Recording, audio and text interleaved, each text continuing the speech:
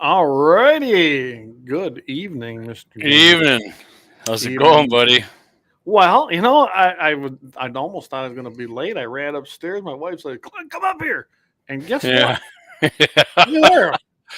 That's pretty awesome. We have in 3F2 deer unit, we have a moose in our yard, literally in our yard. Moose on the loose, baby. Moose on the loose. Yeah. I mean, that's kind of cool. And it's a young one. It's probably a yearling. I mean, look at the legs on that sucker, though, how big they are.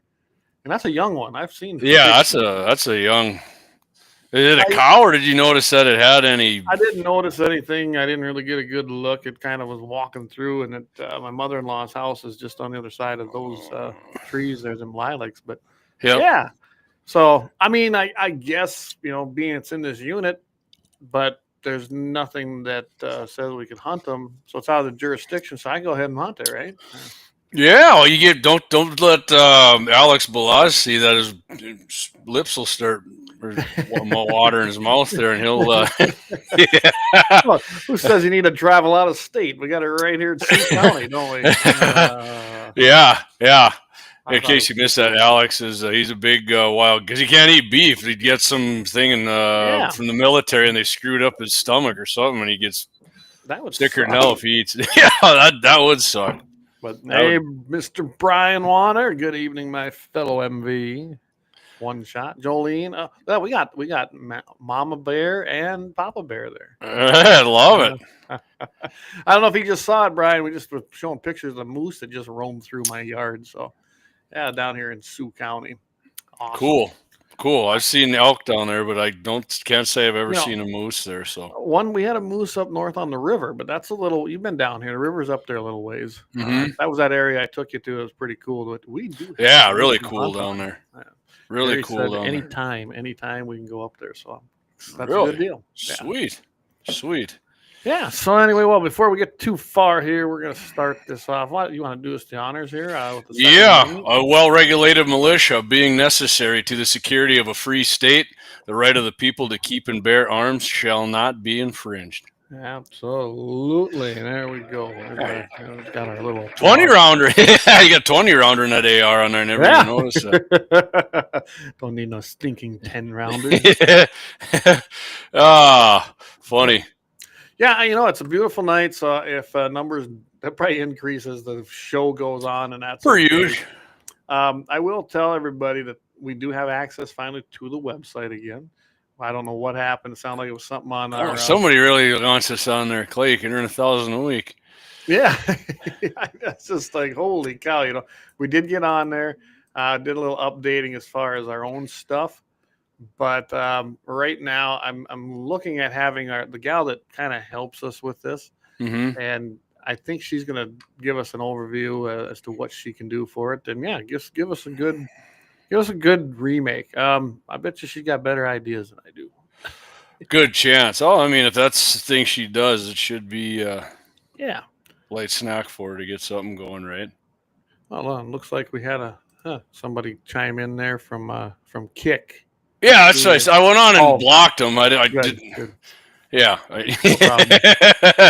yeah, I saw that shit right away. That's what I said. Looks like somebody says we can make $1,000 a week. So wow, yeah. Hey, we better hire that guy. I mean, gotta be legit. Or whatever it is.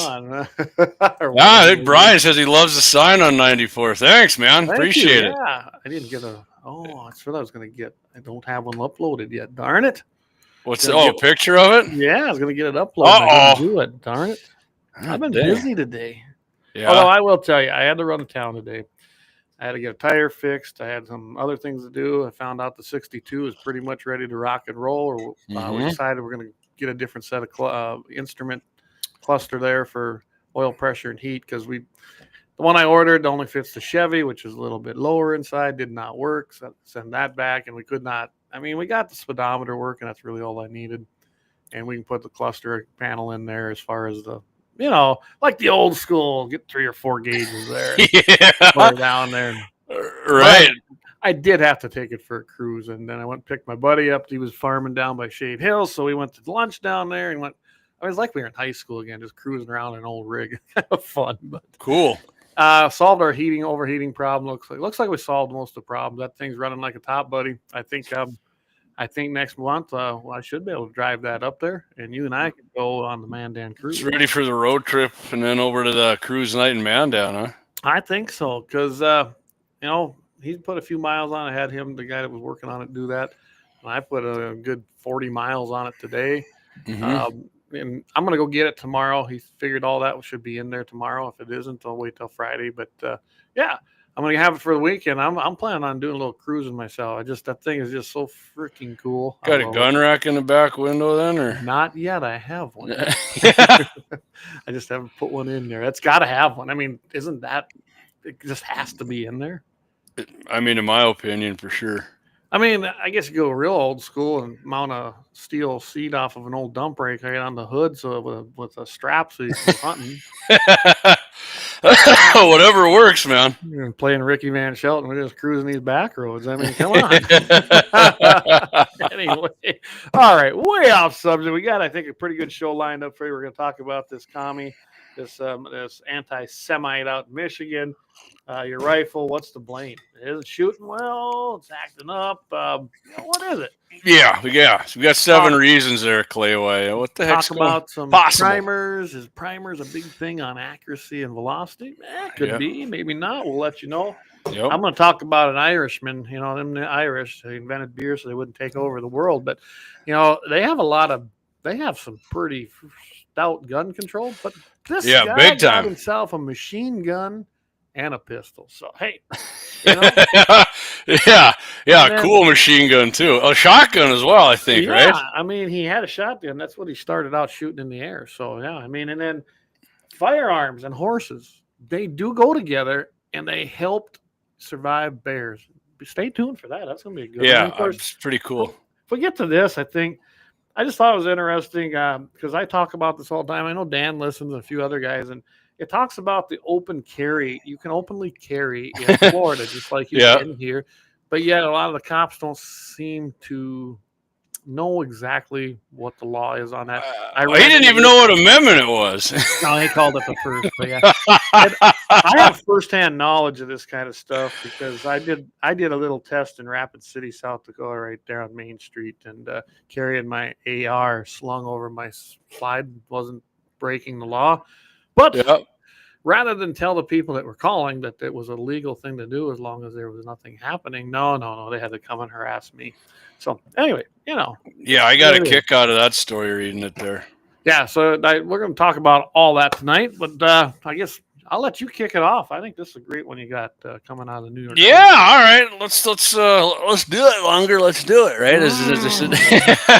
So yeah, seven common issues article here from realtree.com. 7 common issues that can ruin your rifle's accuracy.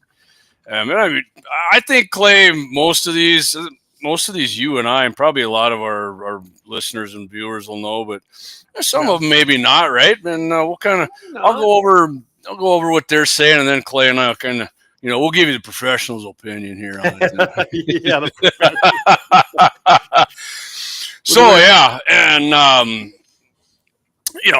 I definitely have had people ask me, I don't know what the heck's going on with this thing. You want to check it or whatever, and I do. But number one here, Clay, let's just get right into it. Yeah. Loose action screws. As you know, bolt action rifles, most of them have 2 in the bottom, right? There's one pretty much right behind the trigger guard, and then the other one that goes kind of in the fore end there.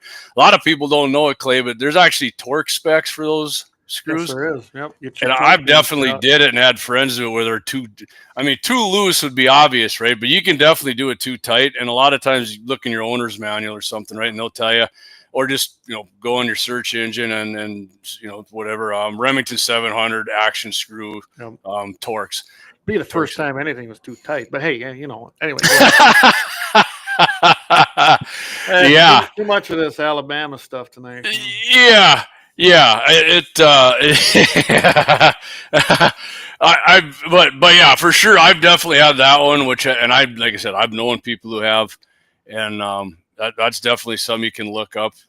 If you don't got a torque wrench, I would recommend just go spend your $50 at wherever you man down Sporting Goods or shit. Maybe John Rogal even has them down there. I would say Little Angry Man. Go down, check out Bloodline Kinetics, and you might have one. I don't know. Yeah.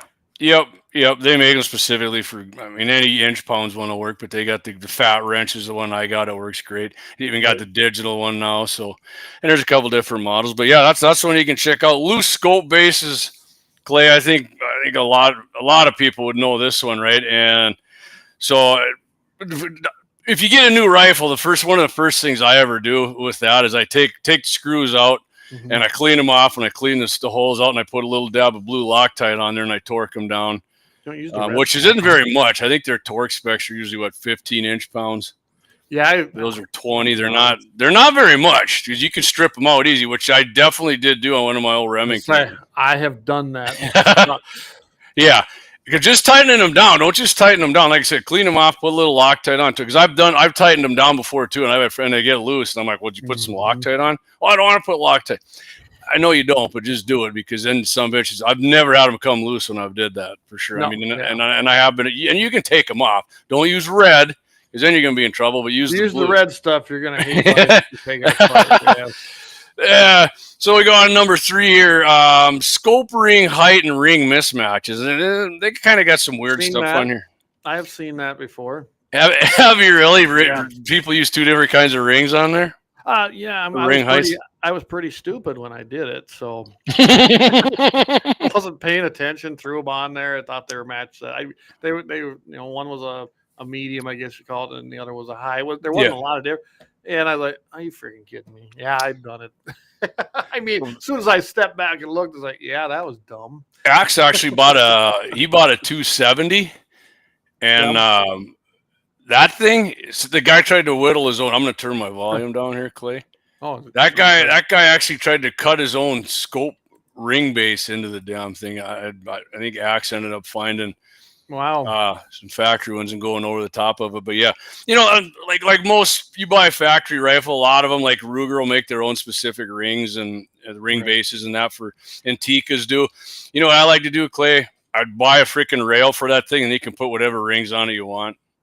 I mean, if you want to use the factory rings, go ahead. But I like using a 1911 rail on there. I have really gotten to where I put a rail on anymore rather than trying to find bases and stuff, and then I can do what I want. Yeah, it's great. I'm sold on that. There's no doubt about it. Rail looks more badass, anyways, in my opinion. So. And if you're going longer range, you can get the ones with the 20 MOA built in it and shit like that. I don't shoot that far. I mean, I'm not gonna. I can, believe me, I can, but I'm not gonna buy the whole setup to do that kind of shit. But yeah, do that, and then if you put a rail on, now it's an assault weapon. That's even better. Yeah, it's tactical. It's military shit. Yeah, 1911. And like too, if you're putting your scope on, I would say like a bolt action, Clay. I do like to get like the lowest scope rings I can. It seems to work good for that. But an AR, that's what you don't want to do is get like the real low ones because you damn near be impossible. I mean, if you're just gonna put rings on your AR, get the extra high ones right away, actually.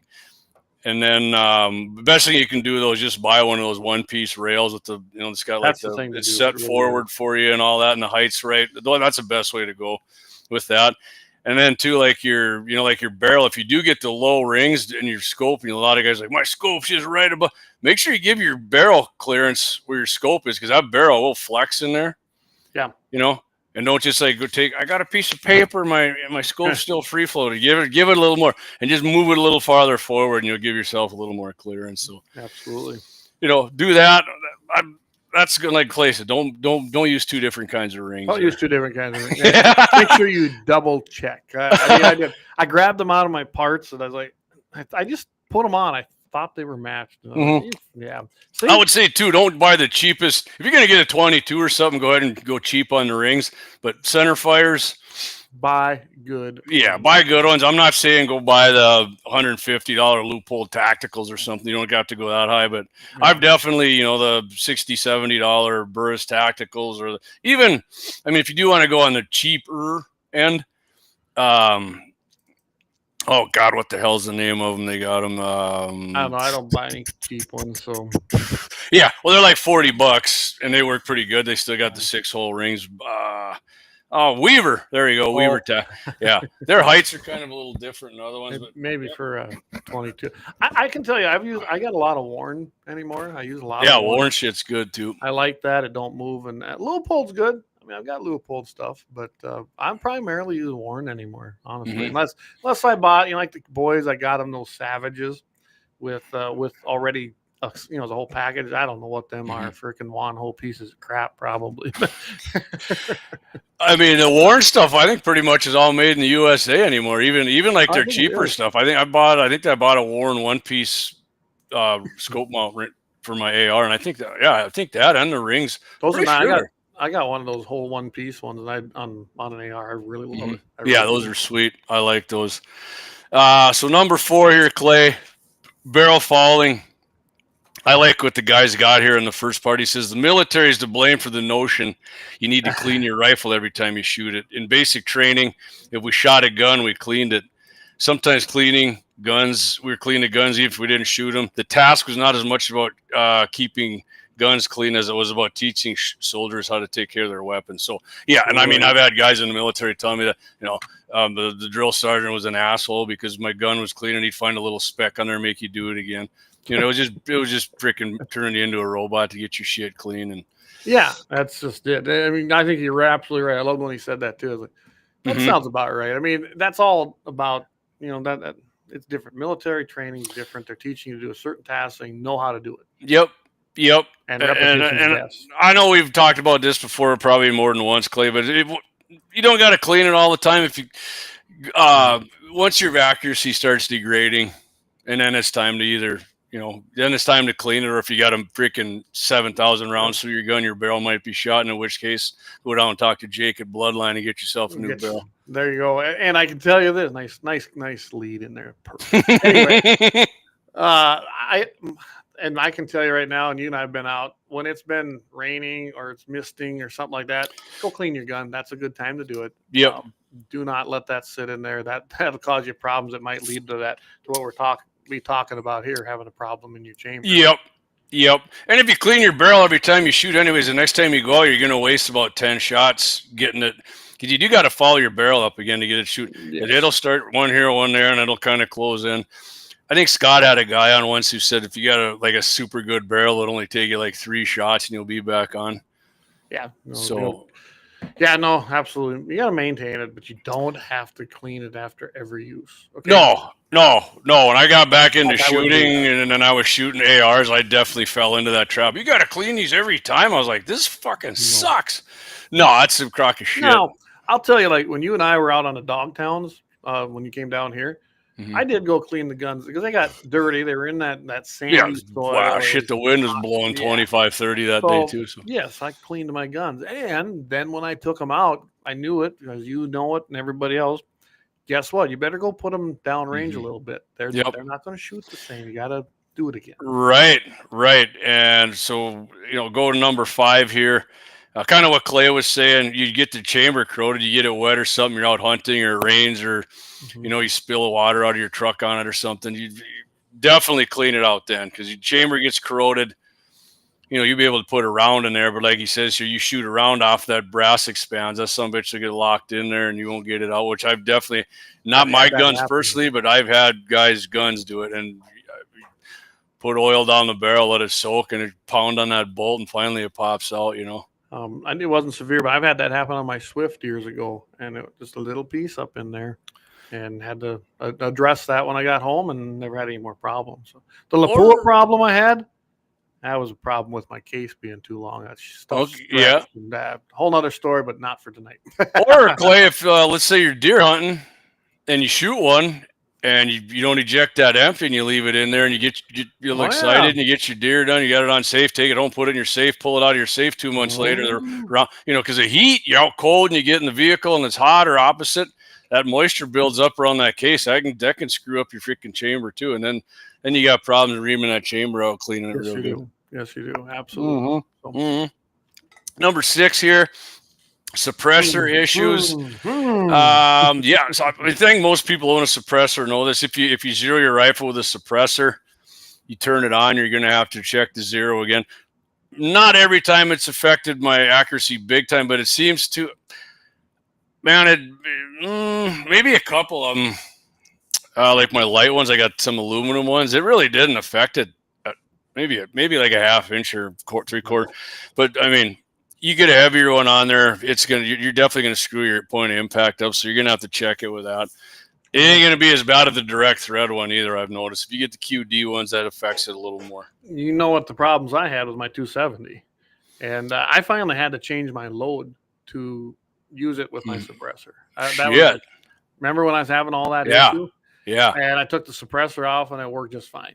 Well, I finally got a load. I think I actually literally had to change my load. It wasn't a lot, but that's what did. I know when I talked to David 1760, maybe the barrel ain't tuned no more, and that's a real thing. I didn't realize that was a real thing. And oh yeah, you thread it, man. I can do anything to the barrel, thread it or flute it or anything like that. It can just be aware of that, everybody. That there are so many things that can change that barrel and change its tuning.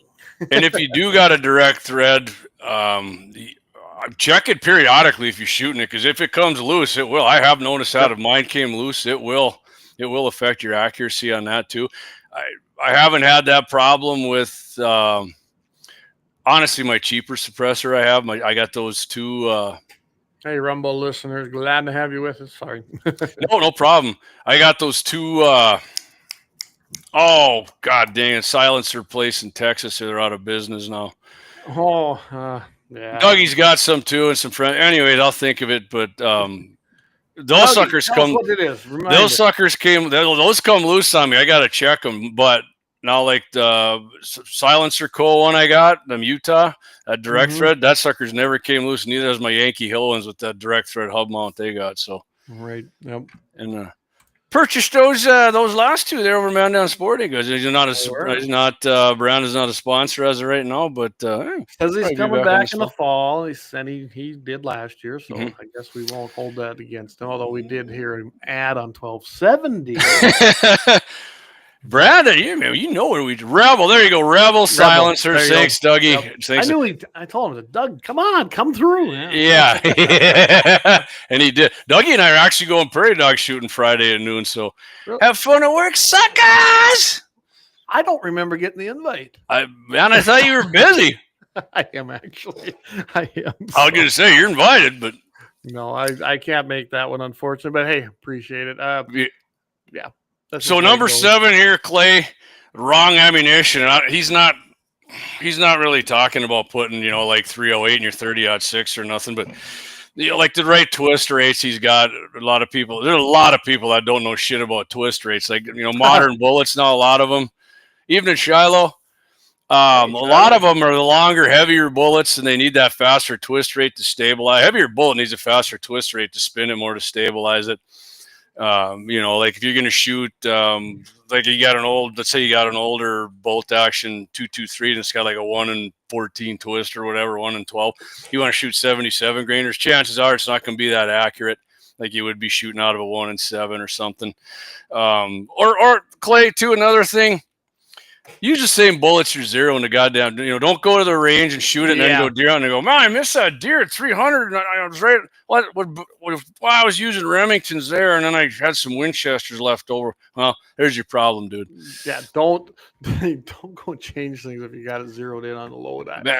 Yeah. I mean, I know that mine shoots my Swift. 55 grain. It doesn't like anything else. Hornady VMAX. That is what it likes. That's its load, and I'm using Hunter powder in it. Ram shot. I mean that, and you've seen my Swift. My Swift is right there. If you shoot a 52 or a 53 grain through it, that's not a good. It's not good at all. Yeah. So yeah, I mean, guns like certain types of ammo, man. They can be picky. Some of them aren't as picky. I definitely have some of them that'll shoot most everything in an inch or way smaller than that. That's a damn good barrel. I mean, some of them, this gun right here, this sucker shoots 2 things good, and that's about it. It shoots my 55 grain reloads good with 748 powder and the 55 grain Game King Sierra and freaking and Wolf 55 grain steel case shit. Really? Wolf? Yeah. Damn. Yeah. Lucky for you, huh? Go figure that shit. Yeah. Yeah. Everything else, I mean, it's a crapshoot. I'll get 2 in here in one. And I think it's actually that suppressor. It's got it's like the first Yankee Hill ever turbo, and the mount is loose on there. You know what? You've got a Russia Gate firearm. It likes a Russian ammo. And drinking vodka. I mean, it's basically my shit hit the fan gun, and so I definitely pop a freaking melon at 200 with it, but.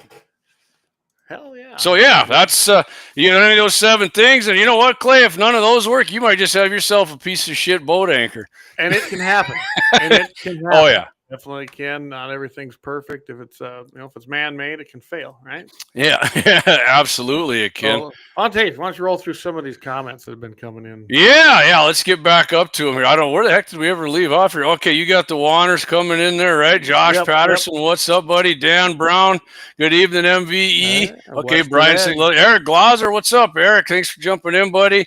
Eric Newman there from in his opinion, the better of the Dakotas. Good evening, my friend. He was helping the neighbor brand and vaccinate and take manhood away. Oh boy! Well, I'm glad he's getting practiced up. He's got a lot of daughters. So, Yeah, he does.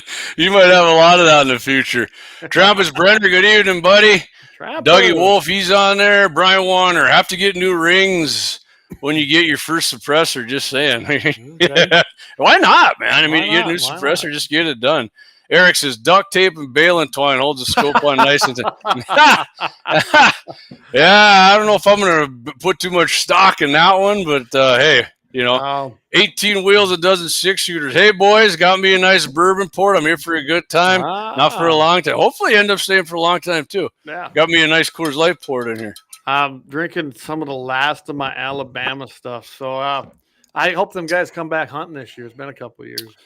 Yeah. You better get him back up there, man. I need to get a hold of Waylon Little Eagle. I think he's got a little bit still on hand. So. Oh, doesn't he still? You got your antelope target over there yet? I do. I got to go over there anyway. Maybe I'll give him a call. I think I'm getting the 62 back tomorrow. Maybe that's a good road trip. First initial road trip. Good evening, Keith O'Donnell. Thanks for jumping on with us, man. Appreciate you. Hey, all right. Hey, Eric says guns are like women. You got to treat and handle them right. That's right. I thought you were going to say you needed a bunch of them, but okay. You neglect them, they won't treat you right back. Yeah. I like black ones, but Clay's Clay's got them DEI ladies. Actually, I got a variety. I'm very diverse back there. Open mind, man. Open mind. Some are big bores, some are tight.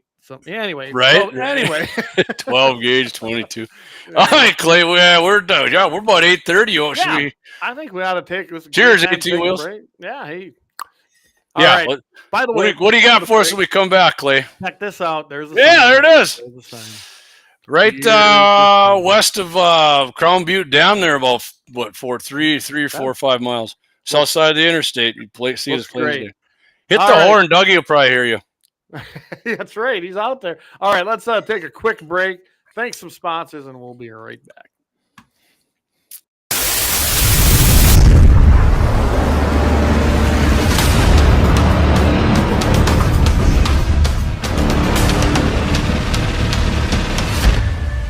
LAUER Auto Repair, located at 309 South Washington Street in Bismarck, North Dakota. Give them a call at 701-258-6308. The team of mechanics at LAUER Auto can take care of any problem your vehicle is having. And when you do business with LAUER, you can be assured you're doing business with a pro Second Amendment America First repair shop. There are plenty of other auto repair shops in the Bismarck-Mandan area. But why take a chance at patronizing a shop that might not have your beliefs at heart? Make no mistake. LAUER Auto is your pro Second Amendment repair shop. When you talk to the guys at LAUER Auto, don't forget to tell them that you heard they are a sponsor of Guns and the 701 and that you appreciate their support of our pro Second Amendment, pro North Dakota live stream and podcast. That's LAUER Auto Repair, 701-258-6308. 701-258-6308. Located 309 South Washington Street in Bismarck, North Dakota. Experience the exhilaration of power in your hands at Bloodline Kinetics. Why Cerakote? Simply, it aids in firearm preservation while also giving your piece a unique look. Barrel threading, NFA laser engraving, bolt handle threading, mount, level, and bore, sight scope chamber rebarreling, and much more. Bloodline Kinetics is meant to reflect a long American lineage in gun ownership, who stand for the Second Amendment rights, Bloodline, and the science behind gun accuracy. Kinetics. To some, it's just a constant constitutional right that can go away. To us, it's in our American bloodline, and we believe it should stay that way.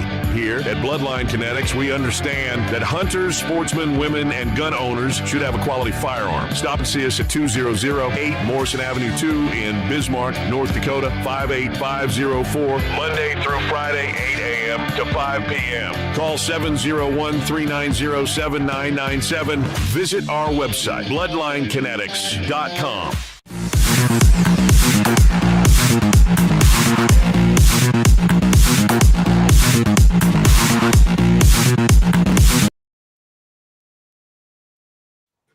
I just kind of like that. Yeah, that's a good beat there. Gets me. Eric, he said he saw the sign on the way back from the Bakken. Looks great, man. Thanks, Eric. Yeah, keep spreading the word. Invite people to come. Like I said, we're going to be doing some revamping on the website. So if you haven't figured this out, we're going to be pushing that website a lot more here.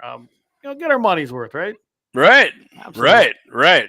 And we know that will be the best thing to make sure we are not deplatformed, honestly. Yep, and I will tell you this. I see we got another warning from something way back in February. So we were getting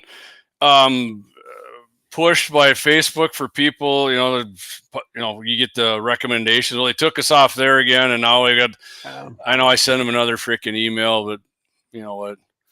X has not, you know what? I tell everybody, go to X. Get an account, go to X, and get it done. Because we have never had anything happen to us.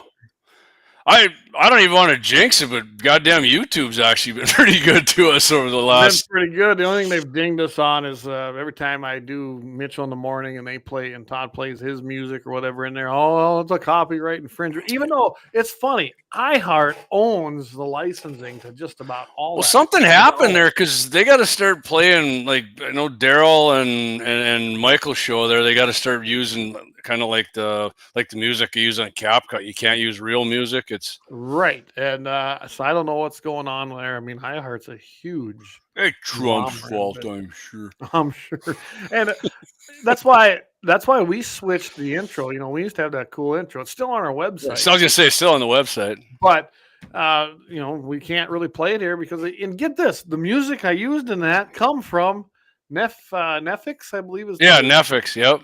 And they're a public use piece of music, and it don't matter. Still won't. Yeah. I think Scott said he had the same problem, and he just started using. I don't know how he worked it with Benny Paulson there, but it's the Star Spangled Banner. Of course, there's rights. There is no rights to that. Everybody can use it, and then that's my sister. So we're good to go. The Democrats own that, don't they, Clay? Because they're such patriotic American lovers. You bet. Yeah, they are. Just like our friendly Michigan guy we're going to talk about a little bit later here. Yeah. Oh, yeah. Huge. All right, Clayton. What do you got for us, buddy? I brought this up because, as we've all been told, the anti-gunners, if we just pass this piece of gun control legislation, everything will be okay. It's common sense. Just do this. You guys get on board and everybody will be safe, right? Isn't that what we hear?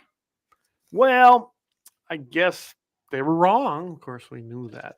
So I don't know if anybody knows this, but Ireland, and there's two parts to Ireland of the island. One's owned by the UK, which was Britain, but we won't go that far back in history. But watch the movie Braveheart. Anyway, you'll understand. I thought he was Scottish. Scottish, I mean, I don't know. They sound the same to me. So don't kick my ass, McGregor. I know you guys probably take offense to that. So you got Northern Ireland as part of the UK. Then you got the other part. Well, this guy is in Ireland, which is the hardcore. Ireland. Look at the Irish. Grab yourself a point and start swinging. What I love about this is with their complete. I mean, they have some of the worst gun control laws. I think. Big time. Yeah. So this guy, he goes. I think out, even on BB guns, Clay. I don't even know if you can own like air rifles. No air rifles. I mean, you can't. Excuse me. You can get an air rifle, but it's just as bad as trying to buy a regular gun here. It's probably worse, actually. Probably worse. So this guy goes out now, mind you, in a country with some of the most strict gun control. He fires shots into the air in Carlow in a town shopping center, and from what I understand, it was a shotgun is what he was firing. Mm-hmm. He is described previously in court as having a fascination. This is in quotes with firearms. Gun nut. Oh my God, he's got a fascination with guns. Who's got that? Come on. The description was made when he appeared before court on gun charges. This is what's funny. He's already had gun charges and was granted bail. Now, the cops there, which I didn't even try to pronounce the name that these yeah, there's some weird names for their police. I was reading that. Garda. Yeah, I was gonna laugh because I was gonna Clay's I'm gonna love listening to Clay. Yeah, a member of Garda Sachana, whatever police department. Let's call Sounds Hispanic. In Ireland. Maybe I didn't have the right accent on there, and maybe with a beer in my hand. I don't know. Right. Anyway, Pronounce it right, lather. I'll knock your teeth into the back of your head. That was good. Anyway, so he supposedly bought this gun on the dark net. Now, most people don't call it the dark net. It's called a lot of other things. But hey, I guess in Ireland it's called the dark net. He bought it. Get this guy. He bought a G3 H and Cock, which is Heckler and Koch. Or is it Koch? Anyway. Machine Cock gun. over here. Yeah. A big gun. Anyway, a machine gun. Not a not semi-auto machine gun. There is the Democrats. There is a difference. If you haven't seen one, you're always probably listening on the computer or your phone. So Clay, have you ever seen Lethal Weapon? I think just a few times. I think Gibson's shooting the H&K 308 there. Any of the G3? Okay. It could be. I think. Probably, later on, of course, they've got their whole anti-gun, Yeah, remember because he's down there shooting, and then Gary Busey comes up. He had like the white hair, and then he sticks a gun in the back of his head. There, yeah. That's right. He's shrieking. Ah! I mean, it is a fun movie to watch. It truly is. So, anyway, so he's got a machine gun. He also bought the iconic, I call it the M1911. Everyone knows what the 1911 is over Remington. here. Yeah, and two types of ammunition, which were discovered during the police operation in it says Kildare. So what county? Yeah, there's weird names for that's what I said. I'm gonna watch Commissioner Paula Hillman. Oh, that must be a woman. Anyway, for the police Eastern region. Don't assume my agenda or my agenda, sir. By the way, this is not Pride Month anymore. This is Veteran Appreciation Month. Anyway, responded to the scene on Sunday evening to see a large number of people running from the shopping center. Well, duh, the guy was shooting a gun in the air. I suppose they were running. I mean, like they were strolling. That was a shotgun, right? He was blasting in the air. That's what I understand when I looked at some of the other stuff. Yeah. Did they say what the shotgun was? Was it a pump or they didn't? I don't think they said it in the article. Did they? They didn't. I actually tried to find more information on it. Couldn't find any more information. In fact, it was interesting on this story. I mean, this just happened, and a lot of even the overseas stuff. If you go to BBC and so. Mm-hmm. It's been like whitewashed. It's not there, so I don't know what that's about. Because it doesn't happen if there's laws. It never happened. Yeah, full auto. I love it. I love it. A full automatic. The fact he had a full auto. Right? And if you don't know what a G3, it's a 308. Yeah, 308. I think they make a 223. It's kind of a weird looking, but the G3 to me is always a 308. Yep. So. And a cool gun. Yeah, badass. I mean, super accurate too, really, for semi-auto. Actually had the privilege to shoot one of them when I was with the NRA at one of our Class 3. We was at our summer meetings at a Class 3 shoot, and I'm telling you, that was a lot of fun. That would be awesome. It's not like the movies, though. You don't get to sit there and hold it, and nothing happens, and you just fire it. No. It rises. It's just a full auto. Come on. I thought you just put it in a general direction, and it just hits right in the bullseye. Oh, every time. Yeah. No, but it was fun to send a lot of freedom seeds downrange in a short period of time. It was great. Awesome. Anyway, so this guy there was unarmed informants there, and that's what unarmed, ununiformed units, really. So there were cops there, but they were just observing the suspect exiting and discharging the shotgun in the air. Another plainclothes armed Garda unit, police, responded and drew their official, I like how they put it, official firearms. I guess there's unofficial firearms too. I don't know. The only ones. Identified themselves as armed Guardia. It sounds like a movie. We're the armed Guardia. Yeah. Anyway. Where's the armed Guardia? Yeah. I can't even say that in my Irish accent. That sounded more like Russian or something. I couldn't say. Putin said, bring your pistol. something like from Mission Impossible or something, right? Anyway, the suspect then discharged the firearm again, which was a self-inflicting fatal wound. And of course, there's kind of a happy ending there, I guess. I was just going to say, I appreciate him doing himself instead of a bunch of other people first. Yeah. And the funny thing is this guy, and they made a point that the police didn't have to discharge their firearms, blah, blah, blah. Oh, thank God. Whatever, They believe that the man who was in his early 20s purchased the guns for recreational reasons. Recreational reasons. Yeah, shoot holes in the roof of a pub. Rather than plan to carry out an organized crime. The investigation, though, into him and other suspects was significant in scale. And then the National Drugs and Organized Crime Bureau and the Emergency Response Unit, they got involved in this. He appeared in court last year. Last year, he had a court appearance. Mm-hmm. The police initially objected to the bail. He was eventually granted bail subject to strict, conditions. Obviously, they were so strict, the guy bought some guns. Anyway, full auto on top of it. So here's what the take is this. This guy who couldn't have a gun, right? They have strict gun control. He got guns on the dark web. By the way, not just any gun, full auto. I mean, we can't even get full autos here unless you get yourself a class 3 and you go through the paperwork, and they have to be pre-1986, which, as they point out, when was the G3 made? 1990. 1990. So we can't even have that. But this guy in Ireland, who's had court appearances, was out on bail, strict gun control. Yeah, he had one. Mm-hmm. I guess if you're going to do bad things, might as well go balls to the wall. God, right? Unbelievable. The police, they don't think he had any nefarious intent, though. He just wanted guns and apparently had a lifelong fascination with them. Sounds like it. Yeah, it sounds like a little bit more than that.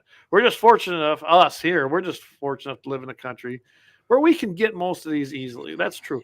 I mean, I just thought this was an interesting article because a lot of times we don't have full autos. I don't know about you, but to have one would cost a lot of money. First of all, it's got to be 1986, and you got to have a class 3.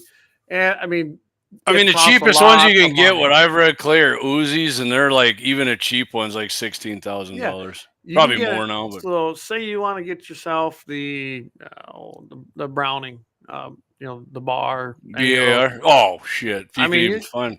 Yeah, well, they're disassembled. They've been cut apart, so they got to be reassembled, most of them, because they're imported. Christ.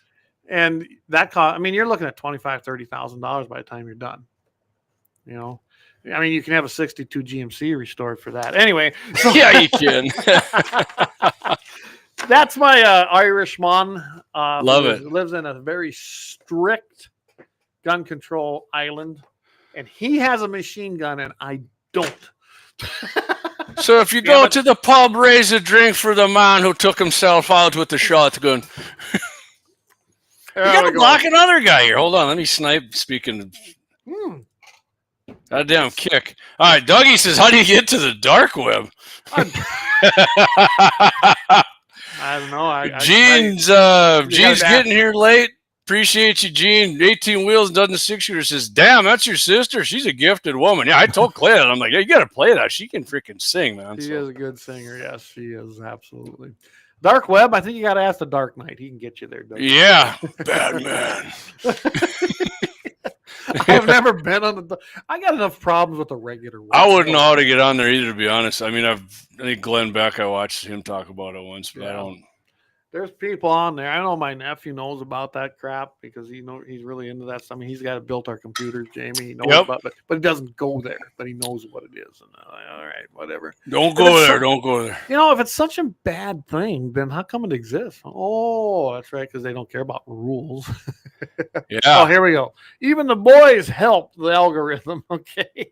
Speaking of that algorithm, don't forget hit that like button. If you can't watch the whole show or you just got here, you're leaving quickly, hit that like button. Absolutely. So hey, if you're watching from CommieTube right there, look, there's a join deal. You can join there. We do have you can do a paid membership, and right now we don't have a lot of perks. It's cheap. It's or scan that QR code and scan this code. It'd be Oh, sync goes off. You help Anyway, the boys is that way, algorithm and the boys. You can help these boys out by hitting that and $5. We don't do a lot of that, but people do scan it. We thank you for doing it, and it drops into our account. I told Clay what's funny is my wife was the biggest donor to that, and she never watches the show. Yeah, there you go. Hey, Tim, tonight you said you're gonna. If you're watching, I'm sure you are. You said you were. Thank you. He set me up today with my batteries and my new alternator for my tractor, and he loves the show. He actually has been listening to the Friday morning show when he's out and about in the morning. Awesome. So, hey, awesome to hear that. And I know there's a lot of people tune in on KFYR. I hear it all the time. So, yeah, KFYR every Friday morning, 7:15 Mountain, 8:15 Central. Go ahead and listen in because do it on iHeart too, because then Todd can see how many people we got to listen. I was going to do it this afternoon when Daryl had on the anti-Trumper. I was just going to text Todd and go, "How many people you got watching?" I'm gonna do that next Wednesday. I'm gonna ask how many people they got watching. Because Daryl, you better hope we're not beating you on Fridays, because I'm gonna grind that boot heel into your nose if we are. There you go. Daryl actually called it. I missed the call. I was actually busy doing some other things. And something with I don't know. Did you hear any of this afternoon? Something with the Heritage Fund. Something happened in the governor's office. So I didn't. I caught most of the show, even though the anti-Trump network guy was on. I did listen to most of it because I do like to support Daryl. So yes, and Trump derangement syndrome is a real thing, but I don't know. I'd like to know. I want to find out more about this Outdoor Heritage Fund. I never really have been a big, a big proponent of it, because usually stuff like that, well, as anything, it doesn't go to where it's supposed to go. Mm-hmm. So I don't know what's going on with it, but I want to find out, because he said something with the governor. With Kelly, and we know Kelly, so who knows? Maybe we need to get Kelly. Yeah, we do. We do got to get him on. I'm not jumping to any conclusions, but I missed the show today. I did hear him talking about just a slight thing. I heard him talking was that he vetoed that bill and he didn't want to, and they were coming back. And I agree with Daryl. We don't need any more funding for the homeless people and bringing them in here. We got enough of them. Yeah, I know. You're cruel and cold-hearted, JD. No, I'm not. We got enough. I did actually agree with Galverlaw on the one thing. He's like, most of these people who come here in their home, they don't contribute anything to our society. So they're dust, and I don't give you shit all the time. I was on your team on that one. Well, nothing to do with guns. Had nothing to do with guns in 7-1, but I just heard some reports today talking about GDP. Our GDP really isn't growing, 1 point some percent. Well, you have to have more growth than that to sustain the spending that we're doing. And right, we're even. Population has increased like by 18 or 20%, but they're not productive people. So think about that.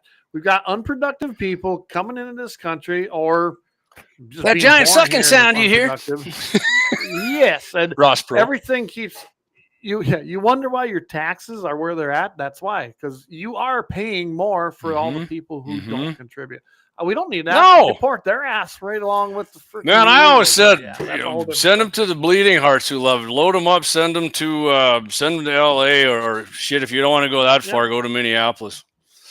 I mean, I'd prefer farther. That's too close for me, but you are an asshole, JD. Thank you. On that, hey, I plead guilty on that. If you think I'm an a-hole for that, guilty as charged. I don't think I'm an a-hole. That's common sense. I'm trying to keep North Dakota great. Yeah. Exactly. So, all right, Clayton. And well, we're all right. If you got anything else to say, by all means, do it. No, I know you do, covered, but so do tell I. You what, well, I have something to say. But I tell you what, it's like 10 minutes at the top of the hour, something like that. Why don't we take a big break? Because we know we're going to go. I'd said all the time, it's going to be 2 hours since if we start going more than, if Leon gets on and does his show and then I start doing a 701 Nation again, it's probably going to be, we won't go as long, but until it's just one show, we're going 2 hours. I still want Leon on there to take on his own role as a show. Leon, where's the dark web, man? If anybody knows. Yeah. Clay, did you miss that one? Show on the dark web. I said, Leon, if anybody knows what the dark web is, you would. Leon, the dark web. He would know, wouldn't he? Corey, oh my gosh, Corey. 3 wouldn't hours. be a problem.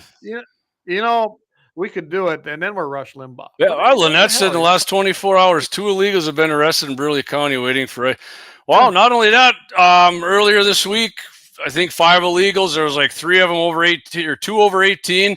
They had 3 of them under 18 with murdered a mom of 2 or 3 in North Carolina, shot her, and we're making jokes about it on the text messages. Absolutely zero remorse. But Clay, they're just here for a better life, and they're good for America, right? I hear from. Well, we can't lump all them together, JD. Does hey, if deporting them all saves just one freaking black mother's life, it's worth it. Yeah, ain't that what we told about guns? If it saves one life. And it would save a hell of a lot more than one. One life. Because I can keep going with those cases. All right. But take that break. We come back. You think primers affect velocity and accuracy? I got a little test for you we did out at Axis Range over the weekend. We'll go over the results. All right. See you here in about 4. Oh, what? It didn't work. Be back in 4 and 4. Chuck.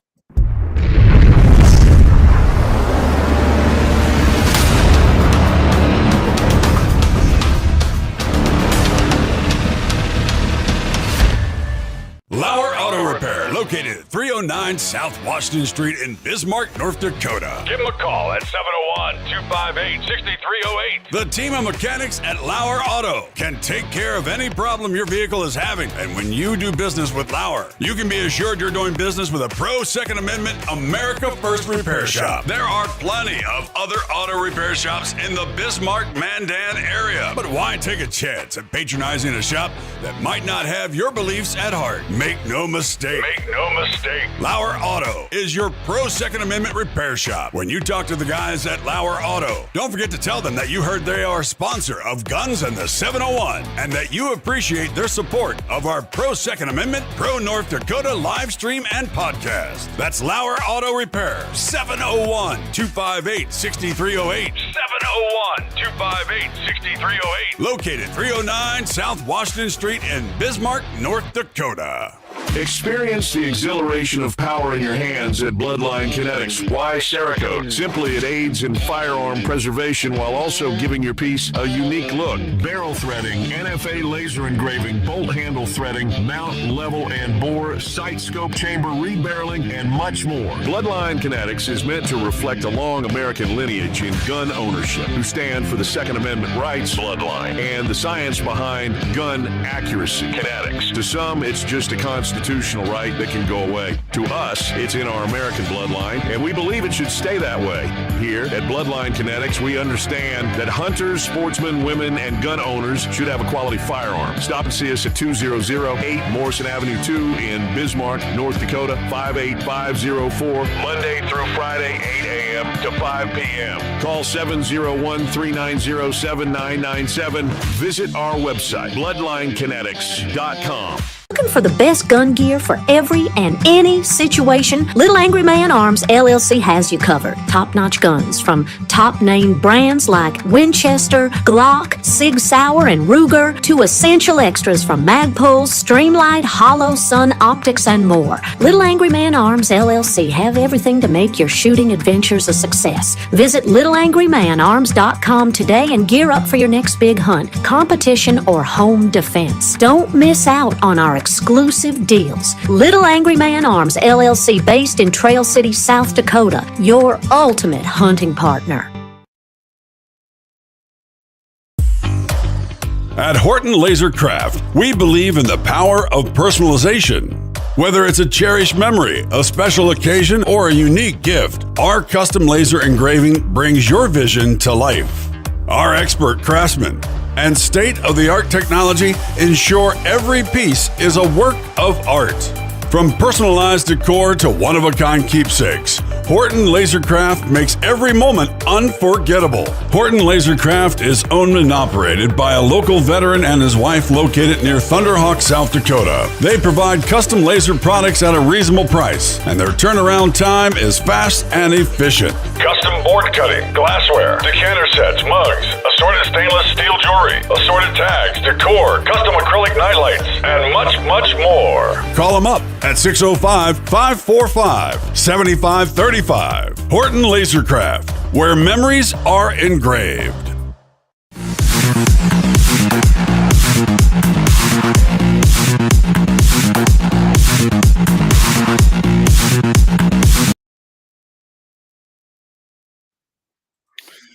All right, and we are back. I see my neighbor was calling me. I bet you he saw something. Starting with an M. I bet he saw this because he was up in that area. So yeah, I'll have to call back later. Obviously, he isn't listening to the show. Way to go, I just saw your message. You way to go, you too, Clay. Oh, thanks. Yeah, man. We'll talk later. But I was shocked. But I'm 18 wheels and a dozen 6-shooters. I'm here to tell you, those illegals are going to ruin the trucking. And yeah, they're getting cracked down on. I've been looking at a lot of stories. I follow like illegal alien arrests and deportation or whatever on Facebook. And they are getting down on some truckers, man. I mean, honestly, Clay, how can you drive a truck and not be able to read and speak English? You don't know I don't know. I've never understood that. That's dangerous. I mean, that's obviously that's a freaking real danger, man. I think it is, but that's the Biden agenda. I think it started with Bush, actually, didn't it? It probably did, but he really inflated it. Yeah, Biden went. Yeah, I do remember when he did that. Yeah, because they did the trans. What was the highway? They made it so they could go from Mexico to Canada easier, and it actually goes over kind of over there by Buffalo area. That's where that goes through. Okay, all right. What is that? What's that word Gene says in there? They're Aslees. Oh, let me see. ASYLEES. He's. Huh. I don't know. Gene, I'm not a sophisticated. You're gonna have to explain that one to me. That's there. He said he saw one of those by Moffat. I'm assuming the moose. So yeah, the moose are around. I'm sure this one came up out of North Dakota. Yeah. All right. But 18 wheels is absolutely correct. They're running into it, but they are doing some cracking down. I've heard of it actually happening right not too far from here. So that's good to see. A lot of people are bitching that more and more. He said mass deportations. We've only got 600,000 or whatever. That's because every time he tries to do something, the freaking courts block him. So they finally just got the 500,000 of them. These ones Biden from Colombia and all these other places. The court turned that one around, thankfully. But fine. Well, Dougie says if you get a driver's license, one step closer to voting. Yeah, Doug, you're probably 100% right about that. Yep. Oh, asylum. He said AOC was saying they were seeking asylum. Yeah. Oh, yeah. Of course. I mean, and I'll tell you what, if we want to get in the big, beautiful bill later, I will, because I was going to tie something into that. I won't. So let's do this, Clay. Primers, accuracy, velocity. And we were talking about people who just throw different kinds of ammo in their gun, and they think it's all going to go in the same spot. It's the same. Well, how the hell could that be different? I know I've had people telling me that about primers, and I thought it'd be a fun test. Went out to Axe's place. I was going to do the video. Honestly, the wind was blowing. We couldn't really. We had like a 14, 15 mile an hour wind. We couldn't get the my spotting scope to stay still. The video was kind of shitty. So I figured it'd be better off just talking about it on here.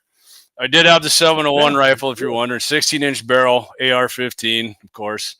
Of course. Had the can on there. But it was about like 70 degrees, I think. Tried 5 different kinds of primers. My main load on that, so I use a CCI 400 with 26 grains, 748. It usually shoots, depending on the day, anywhere from freaking half-inch up maybe a little over an inch. And the good news was, Clay, my CCI, it actually turned out to be the second fastest one. So out of that 16-inch barrel, I went 4 shots each, averaged 2,943 feet per second. And, when it's cold out, like say, I don't know, 10 degrees or whatever, I'll probably lose at that 748 anywhere from 50 to 70 feet per second. Yeah. Which is all right. I'm still going 2850, but I had the one thing that happens every now and then with my 701. I get a flyer out of there sometimes on my first, and it did throw one out, but I'm gonna just keep that one out. We were right at an inch, and like I said, even with that, I was shooting, even with that crosswind. I mean, the gun was wiggling a little, so 1 inch. Took that, so then I went on to the CCI 41, which is the military primer, right? Which they use in the military ammo. Did end up being the fastest one at 29.66, but the group, Clay, absolutely Hey, Dave, good evening, buddy. Just in time, Dave. Absolutely horseshit group, 2.5 to 3 inches. And one of them was out farther than the other. It wasn't even the first one. It wasn't the flyer, but it was way out. It sucked. And I didn't go with the standard deviation or none of that. You know, a lot of people like to get, if it shoots good, I don't give a shit what the SD is, you know, because I'm not shooting out to, maybe that makes a difference if like you're shooting like Dave at 1,000 yards or something. But to me, going to 5,600, yeah. So next up, Federal 205. I knew this stuff shot like shit because I tried it before. Velocity wasn't bad. 2,923. Again, 2.5 to 3 inch group. I didn't caliper them, but Axe and I forgot my target out there, but Axe and I we're fairly close, you know, give or take. I had the 1 inch grid target up there anyways. So then I went with the 205 match, which I do. I've always had good luck with that primer, but I was disappointed, Clay. Velocity 2883. Oh, yeah. That not slow by any means, right? Out of a 16-inch barrel, but still. But right at an inch, 4 shots. 3 of them were clustered in there. One was a little farther up, but it was a nice group. And that pretty much hit. I mean, right on the bullseye, like the CCI 400s did. I would say it actually hit more centered, really, than it. I mean, I had like 3 of them almost right on the bull. And the one that I really wanted, I used to use when I reloaded for my Creed, my first Creed there. I used the Remington 6.5, my first and second. The 6.5, with my 6.5, the Remington primers were good in that, and it gave me the best velocity, even better than the match primers, actually. So, yeah, and I found some. I was up checking out the new Fleet Farm. I'm like, oh, shit, they got Remington small rifles. So I snatched. That's right. That's open now, ain't it? And I was disappointed. Oh, shit, yeah. Velocity, again, not slow, Clay, but 2875. Group, though, 2 inches to 2.5. Unacceptable to me. I mean, plink and shit ammo, sure. I mean, if you can do that with a full metal jacket, I'll do it, right? But I ain't doing it with Nosser ballistic tips because... yeah. So yeah, like again, to read the first one I shot was my main load, the CCI 400s, muzzle velocity 2943, right at an inch. That's my main load. Like it works great. I mean, at 400, 500 yards, I can drop them right in there too with that. So, you know, but so if you're thinking primers don't make a difference, they do make a difference, right? 2875 is the slowest all the way up to 2943. I mean, that's. Some people don't think that's a big difference. To me, that is a big difference. I mean, if you can keep it within 15, 20, I'm cool with that. But that's, you know. I don't know. I can tell you just from personal experience, just I shoot a lot of CCI primers. I've had Federals, but mostly CCI. Yep. I found that I like them better. I've noticed a difference, just say, from using a small rifle primer versus a small rifle Magnum primer. I can tell you right now that my Swift, which is the one I always go to because I have done the most work with that, and my 270 and the Winchester Model 70, I use large rifle Magnum. That's what they like. That's what it did the best. Really? So that's what I use. So, so how much more velocity would you get, Clay, with just like a regular primer to the Magnum then when you did it? I don't. I've never measured the content. All right, Clay, you got yourself a mission, man. I do. I just went for the accuracy, you know, and what we're talking about is, you know, does it affect the accuracy? I can tell you right now, when I switched from that just a regular primer to the Magnum, my Swift loved it. Okay. So like I said, I'm shooting a 55 grain with Ramshot Hunters. It was a Magnum primer, and that's the load. I mean, it just is. Versus my 270 didn't make much difference at 100 yards. At 300 yards, made a huge difference. So it must have been giving it more velocity than if you were. I suppose. I mean, and then I've used a lot of Winchester primers. Do you got a chrono? I do. Okay. I should just run it through. I just haven't used it in a while, but I think I should update. Mine's old. I kind of like the one that. Yeah, me too. I got the old one at the ranch with the wires, and I mean it's accurate and it works good, but it's nice with Axe putting that lab radar down and push the little buttons and it pops up. And that's mine. Mine's this long. It's got the big things you put on top. If it's cloudy, you don't. If it, you know how. Right. 18 wheels is you can usually build a load with any primer, but it won't be the same load. Yeah, for sure. You can be. Right. I mean, you got to work at it, but yeah, it's when I use that CCI. I mean, it worked right away for me, real good. So, and like I'm like Clay. CCI always seems to have been. I like my CCI, and I'm not gonna lie, I've got a lot of Winchester. That's my two primary brands I use. Just for I've never tried the Winchester, my buddy, but just for reference, the gun my daughter used down there to shoot her deer on your land, that was a 16-inch Ruger American Ranch, and same load, 26 grain 748, but I used a 205 match in that, and we did chrono that at Axis, and that was going, which that Ruger's usually slow, but I was surprised. That son of a bitch was going like 29-40, I think, on the average. So it shot nice, right at an inch, and I mean, we shot at a little longer range. It was just dropping them in there, just perfect. I got a mission now, and I got to run through a Chronicle. Maybe, just maybe, I'll have to drive up there. And we'll just have I'd love it. That. Yeah, I love that. Gene says, in my opinion, the mag primer is light, hotter. I've heard of mag primers and standard calibers for Alaska hunts and stuff. Well, and I think that's where I got onto it, Gene, when I went elk hunting with my 270, because that's what I use. I love that gun. And I was, using 180 grainers, and we were looking for a good load. We worked that load, me and my buddy Chris, and that's when we switched. What bullet was that then? 270. That was an Osler. Bonded or ballistic tip or what?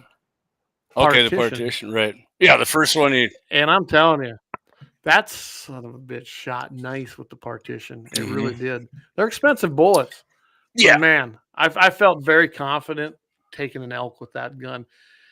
Like I said, we never chronoed it, but I could tell just what was happening. How far of a shot was that then? Well, I started, I sighted in 100, but I could shoot very accurately. I'm saying when you shot your elk, how far was it? I never got my elk, unfortunately. But shit! Unfortunately, I never. I'll try it on that moose.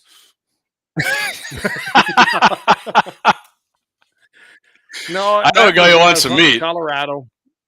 I was hunting Colorado, and I only had a bull tag because you could buy those over the counter. If I had had a cow tag, I mean, I don't know how many cows I had within 50 yards, and just didn't have a cow tag, and I wasn't going to get in trouble out in Colorado.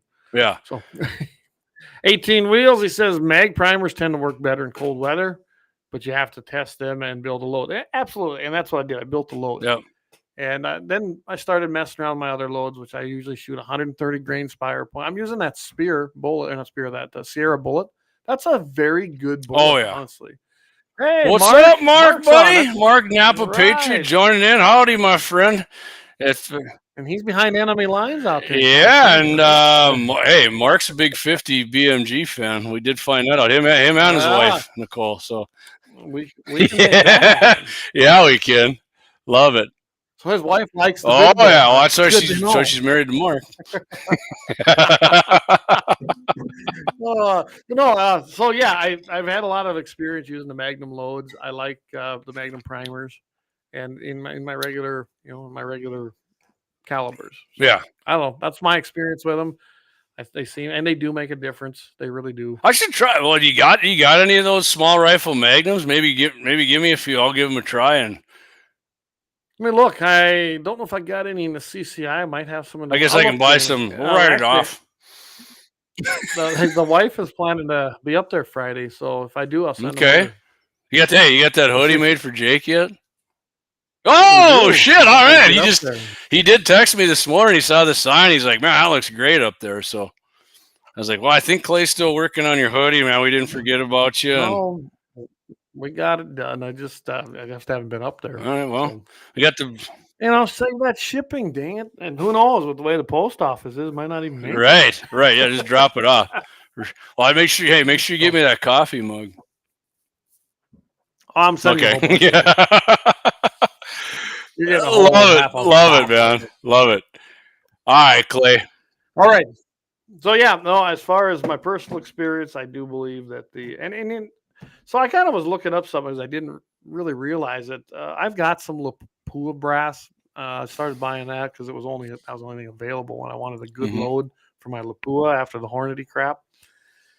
I found out that they were the first ones to offer the 6.5 Creedmoor, you mentioned, with the actual small primer pocket. And then I did a little more research into that and found out that a lot of long range guys or competition guys, they like that hotter primer, using sometimes a Magnum, putting it in the small pocket. It doesn't stretch it as much. Wait a minute, we still talking about reloading? Anyways, go on. Leon, I hear Leon. Anyway. Yeah, they said that additionally the small primer pocket leaves a little more material intact than a larger primer pocket. The case head is left stronger and less susceptible to pressure caused, which I've seen that even in my Lapua, where I get about 2 to 3 off, and that's about it on that Hornady brass versus the Lapua. It's not many. Yeah. No, it's not. It is a lot of pressure there. So, and then velocities that 100 to 200 feet per second faster than the factory ammo. Really? Yeah. That's freaking noticeable. So that makes a difference. I'm just going by what they said, and that was why they were for it, because they love the idea of the smaller pocket with a Magnum primer. So yeah, I thought that was kind of interesting. Awesome. Well, we need to test that into the real world. At Axes with yours. I think that makes. Hey, what's up, Nicole? Glad you're joining us. We were just talking about you and Mark shooting the 50 out there at Axes place, and said you guys are big fans of the 50 BMG, baby. Oh, my buddy White's listening out there, and my buddy, him and Bill are out there. I'm assuming there's going to be a lot of beer getting drank out there, and I appreciate you guys tuning in. Matter of fact, Bill, your AR-15 is right next door here in my safe yet, so call up Biz Hepper. We need to do some prairie dogging. I think that arena could do a lot by just sponsoring. Oh, absolutely. Beard Arena should be sponsoring guns in the 701. Hell yeah. We can even give you the bro deal on that. Yeah. We can do it live from out there. Oh, that'd be fun, wouldn't it? Yeah, I agree. So I'm going to move right in. I'll tell you what. Let's take a quick break. You sure? I'm trying to help out, and I'm sure. Let's take. All right. What do we got when you come back? And then we're coming back with horses and firearms. Hey, we were just talking about horses. We're talking Bill and Wyatt and horses and guns. Bill, you picked a good night to tune in. All right, Clayton. All right, we'll be right back.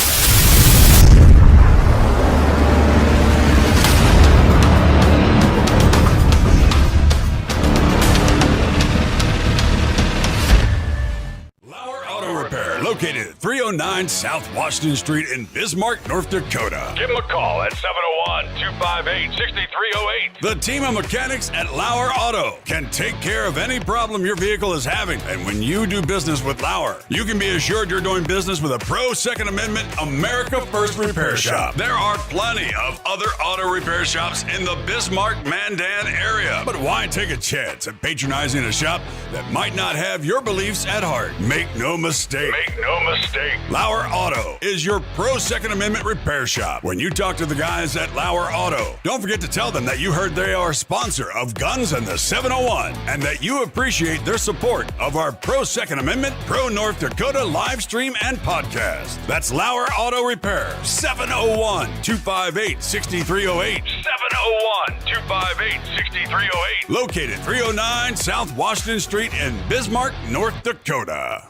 Experience the exhilaration of power in your hands at Bloodline Kinetics. Why Cerakote? Simply, it aids in firearm preservation while also giving your piece a unique look. Barrel threading, NFA laser engraving, bolt handle threading, mount, level, and bore, sight scope chamber rebarreling, and much more. Bloodline Kinetics is meant to reflect a long American lineage in gun ownership, who stand for the Second Amendment rights, Bloodline, and the science behind gun accuracy. Kinetics. To some, it's just a constitutional right that can go away. To us, it's in our American bloodline, and we believe it should stay that way. Here at Bloodline Kinetics, we understand that hunters, sportsmen, women, and gun owners should have a quality firearm. Stop and see us at 2008 Morrison Avenue 2 in Bismarck, North Dakota, 58504, Monday through Friday, 8 a.m. to 5 p.m. Call 701-390-7997. Visit our website, bloodlinekinetics.com.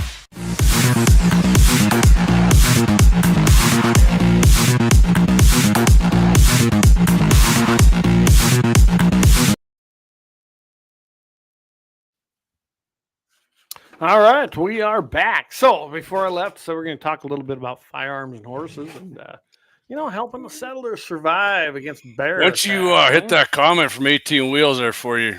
I don't want to leave them in the dust there when we get into this other. Run small primer brass and run mag primer in my 308 bolt and my 6.5 competition gun. Works great. There you go. See, and that pretty much verifies what I was just looking up there. I thought that was interesting. I'm sure David has some. Has a little bit to say about that. I'm sure he's done. He's been. Corey says, I need to come over and build some 338. No kidding. I've been waiting, Corey. Come on. I got all the stuff. I got your brass. I got everything here you need, I think. So awesome. All right. Man. And we're going to start haying pretty soon. So we got to get this shit done. Mm-hmm. Anyway, I ran across this. I don't know if you saw that. I found this in Ammo Land. I did until you sent it to me. It might be a pretty cool thing for Mitchell in the morning, but there is so much out there that, trust me, there's enough for 10 shows every week. I like that number we got watching right now. I do too. Oh, wow, that sure jumped up. Yeah, and it's perfect. 69. All right. Hey, Rumble listeners, we appreciate you over there. We've been bouncing between 6 and 10 there, and a couple on the website. So yeah, we're bouncing right in there. X is killing it. Hopefully the website is. I mean, I can't read that. You can, but 2. I had 2 to 3. Oh my God, we got to bump that. Come on, road sign. I can tell you what that is. You can't respond. You can't be in the chats on there, and we don't know how to integrate that. We've tried. I've talked to Heather, the gal that runs that stuff, but maybe I imagine it's a lot more than we want to spend to make that happen. So X is a big gorilla. Yeah. We need that Beard Arena sponsor before we can get that. There we go. Hey, Kevin, good to have Kevin on out there in PA. All right. So I kind of looked. I'm just going to skim this. I talked about how there's been a few studies that examine how firearms were used in the defense of bears, and especially in the early, when they were settling this country, with modern firearms going up against bears versus, say, what they had, starting out. Yeah, that was an interesting article. So this is like your story here, Clay, is like this is where I like the good new days and not the good old days when it comes to guns. Right. Go ahead. The good old days weren't so great. Your chances on a bear attack, the bear definitely single shot lead ball that blows up and splatters, or spears and arrows, if depending how far back you go. Yeah, I mean, if you get him with a spear and an arrow and a good shot, it's over. But then you got to get in real close. Yes, absolutely. And they talked about Christopher Columbus even. When he got here. Racist. Yeah, difficulty defending against their food against grizzly bears. And I thought, okay, I didn't realize grizzly bears were here that early, but you find out that. And now I did not realize that grizzly bears actually came from Europe and Asia. So probably something else we didn't. I didn't either. But they came from Europe and Asia. That's how they got here. And of course, we all know that grizzly bears are mean SOBs. They really can be. So then when we introduce those here, I think they're trying. Yeah, that's what I mean. Hey, Tom, what's up, buddy? West, we were covering the state here, East, West, South Dakota. Right. Thanks for tuning in, man. Appreciate it. We love you, Tom. You really should move west. I think you'll love it over here better. Don't forget to hit that like button if you're listening either, or if you're on X, the heart button. And if you're on CommieTube, or as they call it, YouTube, go ahead and subscribe. Go ahead and share it. It's free. Might as well do it. Yeah. If you want to get a membership, we are working on that. We do have one, but it's more of a support mechanism for you. It's like $2 a month. Come on. Hey, if you don't have a membership, it'd be a lot cooler if you did. That's right. And we're going to come up with something too. If you're a member, there's going to be some extra videos, things like that. I noticed a lot of people do. Heck, my son's doing that. I'm not even going to go down that road. But we're going to have to ask him. He's got over 15,000 subs in less than 9 months. Jesus. Yeah, and he's monetized it. He's already over $1,000. I mean, good for him. My hat's off to him. But it's a whole different genre than what we're doing. So, all right. So I found out that basically these bears that came from Europe and Asia, of course, they saw them in Alaska. Finally, after the glaciers kind of moved out, they started moving south, and that's how they got into just about every contiguous state in the 48. Now that isn't the case anymore because. So I thought it was weird that how come a bear can't go over a glacier? I don't know. I don't know. They probably just lazy. I mean, bears don't polar bears do that kind of shit? Polar bears go everywhere. I mean, yeah. Anyway, I don't know. Just a weird question. All right, go on, Clayton. Of course, they weren't used to humans. They had developed strategies, so they claim, when they were over in Europe and Asia, but over here, a little bit different deal. And of course, we didn't have firearms or horses when it first started, which, yes and no, but we'll go with the article right now. They had a difficult time dealing with the grizzly bears. They were much more aggressive than the black bears. So the brown ones were meaner than the black ones, I guess. And they were way larger, which we all know they're larger. Yeah. Grizzlies. Way larger. If you've never seen a grizzly. I'm not even a bear hunter, but yeah, I mean, I remember in the zoo, man, when we had Bonnie and Clyde, they were freaking massive compared to the.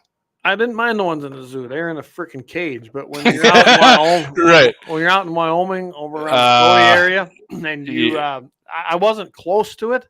I was close enough. Okay. There's some big. Tom says, "Can we put a tariff on those bears?" Yeah, that'd be nice, wouldn't it? Says he wants to move to Bismarck. Awesome, man. That'd be awesome because you could go shooting with us and have some fun. Perfect. Anyway, they talked about how basically, if you had a coordinated group of men, you could kill a grizzly with bows and spears, but there were likely to be some casualties involved. Somebody was getting fucked up when they did it. So it's like, hey, 10 of us are going out, maybe 7 coming back. I don't know, but then firearms and horses were brought to the Americas. They used grizzly bears and they encountered them. Henry Kesley, he's a British explorer. He made his name in 1691 by killing 2 grizzly bears, which is now Canada. We don't want them as a 51st state either. Anyway, I mean, keep sending that smoke. We're going to do it and straighten shit out. So no, make them a territory. Then they don't have any representation. I mean, Alberta now. I mean, we might want them. They're pretty conservative, but we can still have them as a territory. Take the benefits, but not give them any votes. All right, kind of like Puerto Rico and the Philippines. Make them a territory. Absolutely. Okay, perfect. So Kelsey, he was accompanied by an Indian companion, and they'd have been kind of used the guy as bait. Yeah, he kind of did when you read it. He says, my companion made his escape up a tree. Well, Kesley, he was retreating, and he cut off, and he hit himself in a clump of willows, but he then used his flintlock, and that's what took him out. So, the modern one shot. I mean, good marksmanship with his flintlock. Absolutely. And I think they had this problem. I've been bear hunting. First rule, don't shoot them in the head. You're just going to piss them off. Mm-hmm. Especially with your lead ball. Yes, especially with a lead ball moving very slowly. I think the Lewis and Clark part of this, they kind of talked about that, or was it this guy? No, they talked, actually, I think they did. Because this Kesley got 2 of them, right? There was another bear come after the first one, and he was going to get himself some indige. Yes. And then, you got this other guy, and he was, it was a Spanish colony in California. And it comes from the journals of the first expedition by Juan Crespi. This was 1769, 1760. That's 69 again. Yeah, that number keeps coming up. Anyway.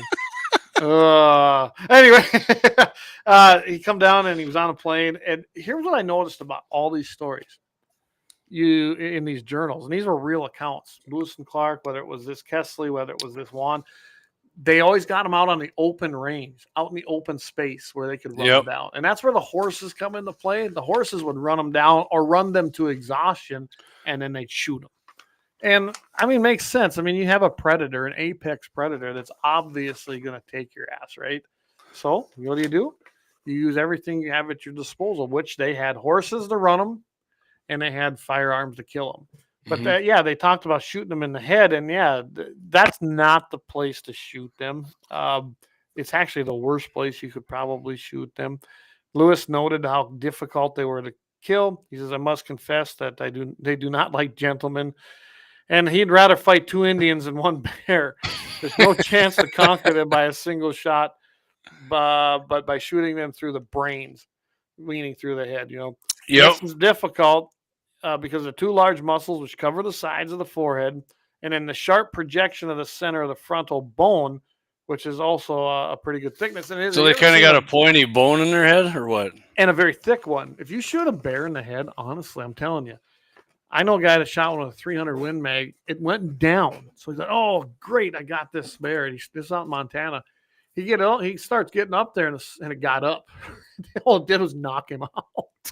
Damn. He says, then I had to shoot him again. And he says, so what if you use a full metal jacket? I don't know. He wasn't using a full metal jacket. Or you like in Africa, right? They all shoot like solids over there because they got to. Yes. I mean, they're such bigger animals. Big Well, I mean, not animals. if you shoot like a springbok or I something. don't know if you ever looked at a bear skull. And maybe Eric can attest to this too because he's done plenty of them. But they are big and thick and heavy. They're hard to crack. They really are. That's why you don't shoot a bear in the head. You're just going to piss it off. And like they talked about in his articles that they were shooting them through the back, kind of through the spine, through the lungs. That's a good way to do it. Or if you get a good lung shot or heart shot, that's the way to do it. Try to go through that chest area. And then the best way to describe it is a bear. If you look at them, especially when you start skinning them out, honestly, they look really, it's kind of weird. They look like a human. They really do. They just, when you lay them out there, they're bigger and broader. I've been bear hunting. I never took one myself, but I've been with several guys that did. It was a lot of fun, and up in Minnesota. And those were just black bears, but they look similar to a human when you get them skinned out. It's kind of eerie, honestly. So, and I just thought it was neat that as it progressed, you had spears and arrows. The Indians kind of could do it, but as we all know, the Indians were good at, especially Sioux out here, running buffalo over cliffs. That was the way to kill buffalo, right? Yeah. Why bother with them, right? Hey, and they didn't just pick one out and so we're going to make a rug. They run all them bastards off. Yes, they did. And then we feast all winter long and then some. Yeah, it was great. And I just like how they use this and talk about how once the arrival of guns and the arrival of horses made it very, very much an upper hand for the settlers. And of course, with the rest is history, right? They talk about how 8 shots were fired in this one deal. This was Sir Samuel Baker. He noticed combination of a cartridge, a pistol, and we're talking about, remember we were talking about flintlocks, muzzleloaders, and then they went to the cartridges and talked about how that was a huge thing in killing grizzly bears. In fact, Baker was so impressed with the Colt revolver that got used that he ordered one for himself when he returned to England. So that made a big impression on him. Because bloody hell. Yeah. Them damn Brits. So I just thought it would be a great little article to put in here. I'm going to hold on a minute here, Clay. What about Louis and Clark there when they went? They killed like 33 of them on the expedition. They did, yeah. I guess 33 bears and several got away, the way it sounded. Yeah, a bunch of them wounded and ran off, and I think nobody got killed. So didn't they say the first one they run into was in western North Dakota, right? Yes, that is true. Which is weird because I was listening to, you're not gonna like this, but I was listening to the Mule Deer Foundation podcast. I think Vortex Nation had them on. Okay, but they said they were talking about mule deer, which is the story reminded me of that because the first mule deer the white man ever seen in North America was seen by Lewis and Clark. They ran into him in western North Dakota. Yeah. We had bears, and there were bears in every single state at one time. And Lewis and Clark actually had air rifles. Clay and I, I'm not saying that's what they killed these bears with, but I mean, we were on with Sly. What the heck was Sly's name from KFYR again there? We were on with him on the TV there. And in the crosshairs. I think we talked about with Jay Dillon. Yeah, sorry, Jay. I think we talked about the air rifles there, but and we do have them archived on the website. I mean, that's a lot of bears. They killed 33 freaking bears, and they wounded like 20 some, right? Yeah, they said here they had between 50 and 30 members in their expedition, depending on where they were. They killed 33 bears and at least 10 grizzly bears were wounded and escaped. In spite of the number of bears taken and wounded, not one single person expedition was killed by a bear. They had people killed, but not by a bear. Thank God for them guns. Yeah. Many of the men shot the bears, and they had to run, jump into the water, climb trees, ride horses, or find other ways to escape, but none were mauled. So, yeah, they did have their... Good. Yeah. And that was written right in... it sounded like Lewis when he wrote his... when he'd add his is what that come from. So, that's awesome, man. Yeah. Good thing they had them guns. So, it does touch North Dakota. Lewis and Clark, as we know, they went through here, and, they like to name everything after them now, so... So 18 Wheels, he says, hit that like button, guys. 3 years slacking. He's watching on YouTube. Yeah, exactly. There you go. Yes, get her done. And so I've never seen this guy on or gal here LAC 1. He says, I got my firearm license. Should I get a Beretta APX or CZ P10? You know what I would say is whatever one fits your hand the best. Doesn't matter what I tell you to get or what I like better. It's what fits your hand the best. Or if you got somewhere you can go test them out at an indoor gun range, outdoor range, rent one and try it. But first thing you want to do is it fits your hand good. That's the first thing you want to look for. And how many times have we talked about that? We've actually done stuff on the show about that. And around here locally, I always recommend either going to the Patriot Defense Center, which is right there on Airport Road, or even Mandan Sporting, because I think Brandon's got some stuff there where you can actually try it out, or find somebody like me or me or Jamie. We have a few handguns you could try out. Yeah. Because let's Tom. Go ahead, Clay. I would say it's all about how it feels in your hand. If you don't like it, then you won't shoot. Yeah, it's like a pair of shoes, man. If you can have I love that pair of shoes, and the other, and you're like, those are okay. And you put them on, and you're like, God, these other ones fit me way better. Trust me, in the long run, you're gonna like the ones that fit you better. 18 wheels, and he hits it. He says, hey, LAC 1, my recommendation would be find a range where you can rent them and try them out. It's a lot to do with personal preference, and I can't agree more. And we've said that more than once on the show. It's like dating women. And you date this hot chick, and she's a crazy leftist bitch, and the other one's fairly good looking. You say you should try them on? Good right winger. Yeah, you're gonna do a lot better with the right wing chick. Yeah. No, you definitely want to go out there, like you said, either find a range that rents them or find some buddies that have them. I've done that. I've taken out my nephew and I took his fiance out. I have a variety of firearms, and she found the one she liked, and that's what you go with. That's what you go with. So, like talking earlier about Nicole and Mark, they thought they liked the 223 Ruger the best, and then they got a hold of the 50, and they're like, nah. Yeah, I'm like, all right, for just shooting, but if you're gonna carry one around and there's always the firearm for the situation. Mark also was a big fan of I can't remember what 9mm it was at Axis, but when I was suppressed, he shot it quite well too. So what was that? You had that thing up there for Tom. Yeah, what was that? This is from Tom. He says, I was told when I was growing up in northern Minnesota to kill a bear. It's best to shoot them right behind the ear. I shot and killed a yearling with a 12 gauge using triple buckshot. Sweet. How far of a shot was that? I'm curious, Tom. Yeah, Tom. And you can do that. Buckshot's badass. A lot of people don't know. I'm telling you, I don't take no chances. I know where I'm going to aim for a bear. It's not behind the ear. I don't want them getting up. Remember, Clay, speaking of Jay, we did that with the bears up in Canada because that's all they could carry was a shotgun, and that's what they were using. But that's what they were using. Yep. 18 wheels. Yes, just like women. Rent one and see how you Oh, there's the winner tonight. There's the winner tonight. Oh, best comment so far. Best one yet. Funny. But yeah, I always tell that to everybody. It's all personal. You know which one I carry the most, and that's my North American Arms 22 mag. Yeah, I carry that everywhere, and trust me, just don't count it out because it's a 22 mag. It'll do what it needs to do. Bear stories are fun too, and I did see one. Speaking of your guns, Clay, the 10mm, and there was I think I sent it to myself. We might have to talk about it at some point. Guys, the 10mm is a semi-auto good enough to kill a bear. It was about half and half of the guys at 10mm saying and then the Magnum guys and the 44. No, you guys are a bunch of candy asses who can't handle big recoil, and this is what you need to kill a bear. And I'm going, I've never seen guys blast them with 10mm that hadn't worked good.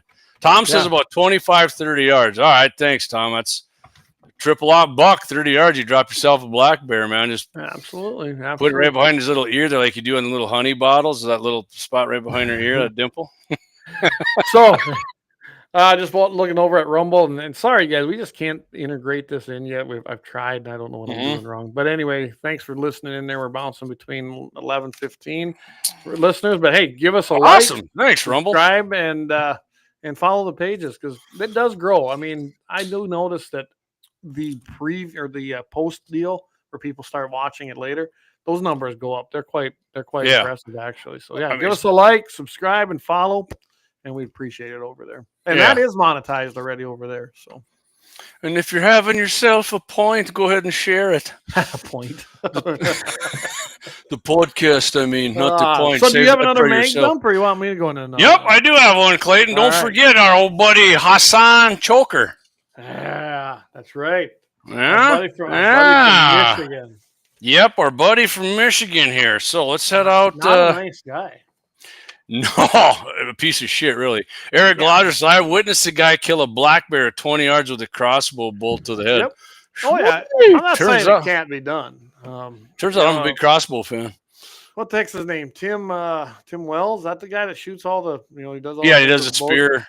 Well, he's the guy that, in his intro video, he shoots a freaking grizzly up in Canada with his bow and drops it with it. So that was isn't it like it's a recurve too, ain't it? Yeah, so it can be done.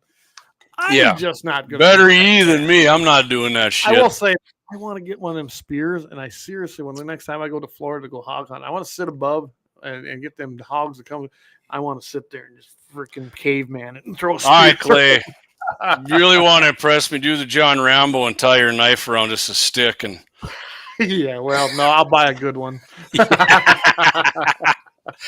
All right, let's get out here to Detroit here. So, Detroit. we just had one of these guys down in Colorado. Actually, he followed through with it. He did try to buy a gun, actually, right? By the way, they detained that guy's whole family now. ICE did. Sounds like they're all going to be. Well, yeah, Clay. Our judge said you got to release them. I don't think they're gonna.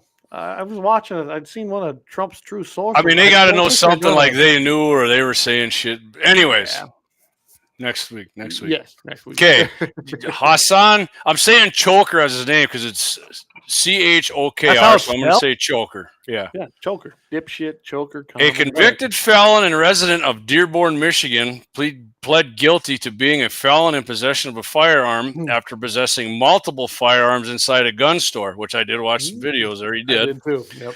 There he is, guys. This guy looks like a great guy, don't he? Yeah. Yeah. Yeah. You know what? He's got the perfect target though for us. I mean, right there. Not enough bruises on him when they threw him in jail. You remember when Trump said that when you throw them in or get their head on the top of the door? United States Attorney Jerome Gordon Jr. That was his statement there. I'm sorry. Joining in the announcement was Chevorvea Gibson, special agent in charge of the Detroit division of the FBI. Choker aggressively targeted Jewish parents and their preschool children at a local synagogue in Bloomfield Hills, Michigan. After unleashing a menacing anti-Semitic tirade against him, he lied and attempted to buy several firearms at a Dearborn gun store. And right, Clay, Dearborn's like the big Muslim population in Michigan, right? Yeah. Yep. Okay.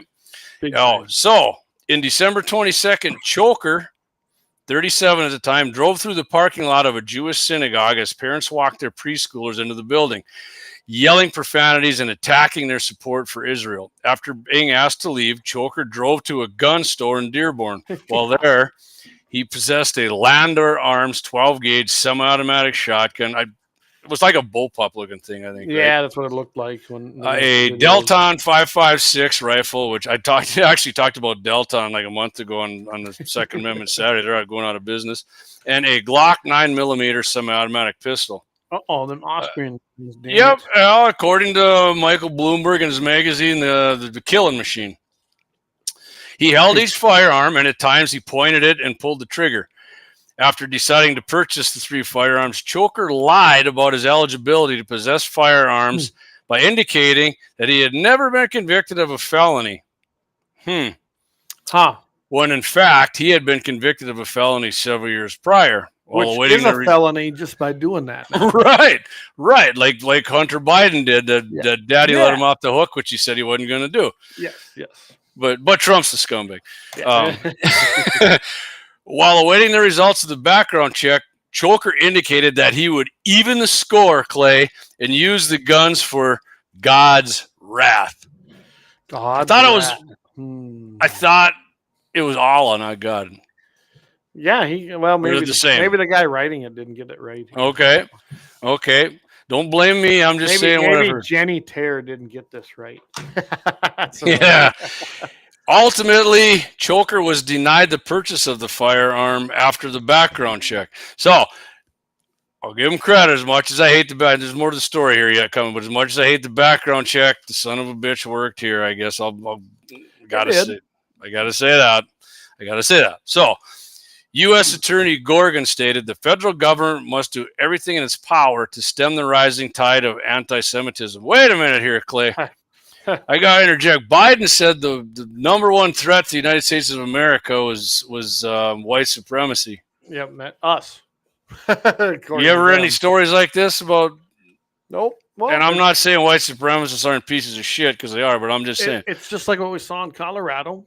We saw that happen, right? If that had been reversed, if that would have been a black person with a white, if it would have been a bunch of people from Egypt and it was a white dude, yep. And then I'm telling you, it would have been opposite. They've been burning the streets down, but no, none of that happened, right? Yeah, a white guy screaming Israel rules and throw. Yeah. I mean, he hit that one guy with the freaking the Molotov. It just engulfed her, man. It burned the shit out. She was what, 80-some years old. Really? You crap. Oh, yeah. Anyway. Choker attempted to purchase several firearms in an apparent attempt to follow through on his menacing threats against parents and preschoolers as they walked into a place of worship.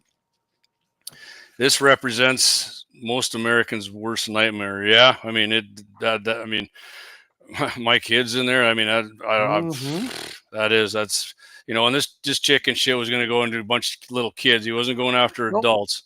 Big badass. He was going to do God's wrath, and he was going to go after a bunch of little fucking kids. Yeah. Come on, dude. Good thing them gun-free zones are working. Yeah, it worked out great. And we will not allow anyone to terrorize our Jewish neighbors. I'm still reading Attorney Gordon's statement here. We are committed to protecting every American and their right to live and worship free of fear. Good. Choker will be sentenced by United States District Judge Jonathan J.C. Gray, September 24th, 2025. He faces a maximum sentence of 15 years imprisonment, which seems pretty goddamn light to me, Clay. Yeah. When he's saying shit like that, and he already was caught terrorizing them. 15 years, really? And a $250,000 fine, which I'd love to know how he's going to pay that. So this guy, like right now, is like 40. 15 years, he's 55. He's like this crazy bastard. He ain't gonna change his mind. No, he isn't. It's just no big deal to him. I mean, if you work in a preschool and you're Jewish, I would recommend get yourself some Jericho or some IWIARs. Yeah, I bet you money the guy will even get paroled before the 15 years. Oh, especially if a Democrat gets in the presidency. Did you see that? These guys out in his court appearance when he was doing it. They do everything via internet. I did not see that. Well, he actually pulled his pants down and exposed his rear end to the judge to protest his arrest. So real good guy there. Yeah. Unbelievable, really. Wow. I mean, the guy in Colorado wasn't any different. He was proud as hell of what he did. Oh, yeah. He was just thought that was the greatest thing ever, and he's still, like I said, he's an illegal alien, everybody. He's an illegal alien. Illegal. He'd been denied a work visa. Didn't matter. Then Biden and company. Biden let him in here. Shit, this guy might be a Democrat. Leave him here. He's probably gonna vote for us. So, I love it. I seen an interview with Tom Homan, and Tom Homan's like, "It's gonna take us 10 years," he said, to even get a grip on this. That's Speaker, the Democrats' leader in the House, there, Hakeem Jeffries, Clay, it wants to expose every single ICE agent. Yep. Because they're wearing a mask because they're threatening their families. The cartel is going after the ICE. They're sending them personal messages, and they got pictures of their kids going to school and shit. And Hakeem Jeffries wants them all to have their faces out there and take their masks off. Jeffries, you're a piece of shit. You're an anti-American. And he's sitting there trying to quote like the founding fathers and shit. You're a fucking commie, dude. You're the fucking Nazi. He's the problem. He's the problem. He is the problem. Basically, him and Ted Cruz got into it as well. And you know what? Fine. You guys can spew your hate and your rhetoric. It's not landing on our ears anymore, and we're in control. So that's what exactly. Eric says Colorado will use this to continue to criminalize the gun. They did. There was a story, Eric. I've seen it actually. Yeah. I think Clay, did you send that to me, or did I see that somewhere? I may have. I don't know. I sent. I was thinking that'd be a good one for Todd. Yeah, I think it was Jeffries and some other dipshit. Trying to talk about more gun control. And he didn't use a fucking gun. Yes. So I'll tell you what, maybe this is a good time to do a quick break and maybe Get a bring quickie in. bring up that video you wanted me to bring up, and maybe that's how Perfect. Let's do it, Clay. So yeah, if you guys in Brown and Herrera, and I told Clay, some of you are probably gonna get mad at me, but I don't give a shit. I'm gonna incorporate this into the big beautiful bill. I'm gonna skip this mag dump because we're getting close to it. All right. I'll probably use this on Friday with Todd, and that's down in Florida with the open carry. But yeah, let's take a quick break, and then we'll come back because I agree with this. So.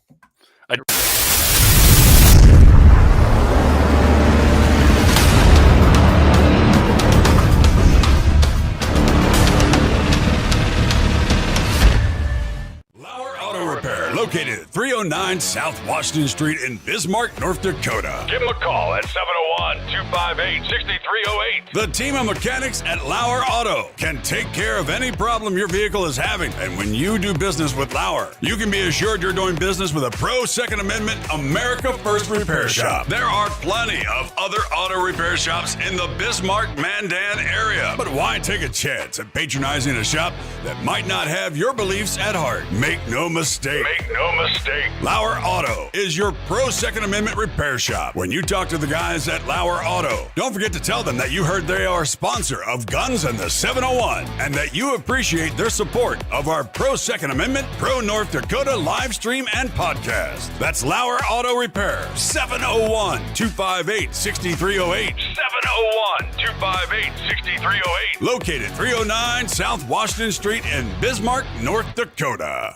Experience the exhilaration of power in your hands at Bloodline Kinetics. Why Cerakote? Simply, it aids in firearm preservation while also giving your piece a unique look. Barrel threading, NFA laser engraving, bolt handle threading, mount, level, and bore, sight scope chamber, rebarreling, and much more. Bloodline Kinetics is meant to reflect a long American lineage in gun ownership, who stand for the Second Amendment rights, Bloodline, and the science behind gun accuracy. Kinetics. To some, it's just a constitutional right that can go away. To us, it's in our American bloodline, and we believe it should stay that way. Here at Bloodline Kinetics, we understand that hunters, sportsmen, women, and gun owners should have a quality firearm. Stop and see us at 2008 Morrison Avenue 2 in Bismarck, North Dakota, 58504, Monday through Friday, 8 a.m. to 5 p.m. Call 701-390-7997. Visit our website, bloodlinekinetics.com.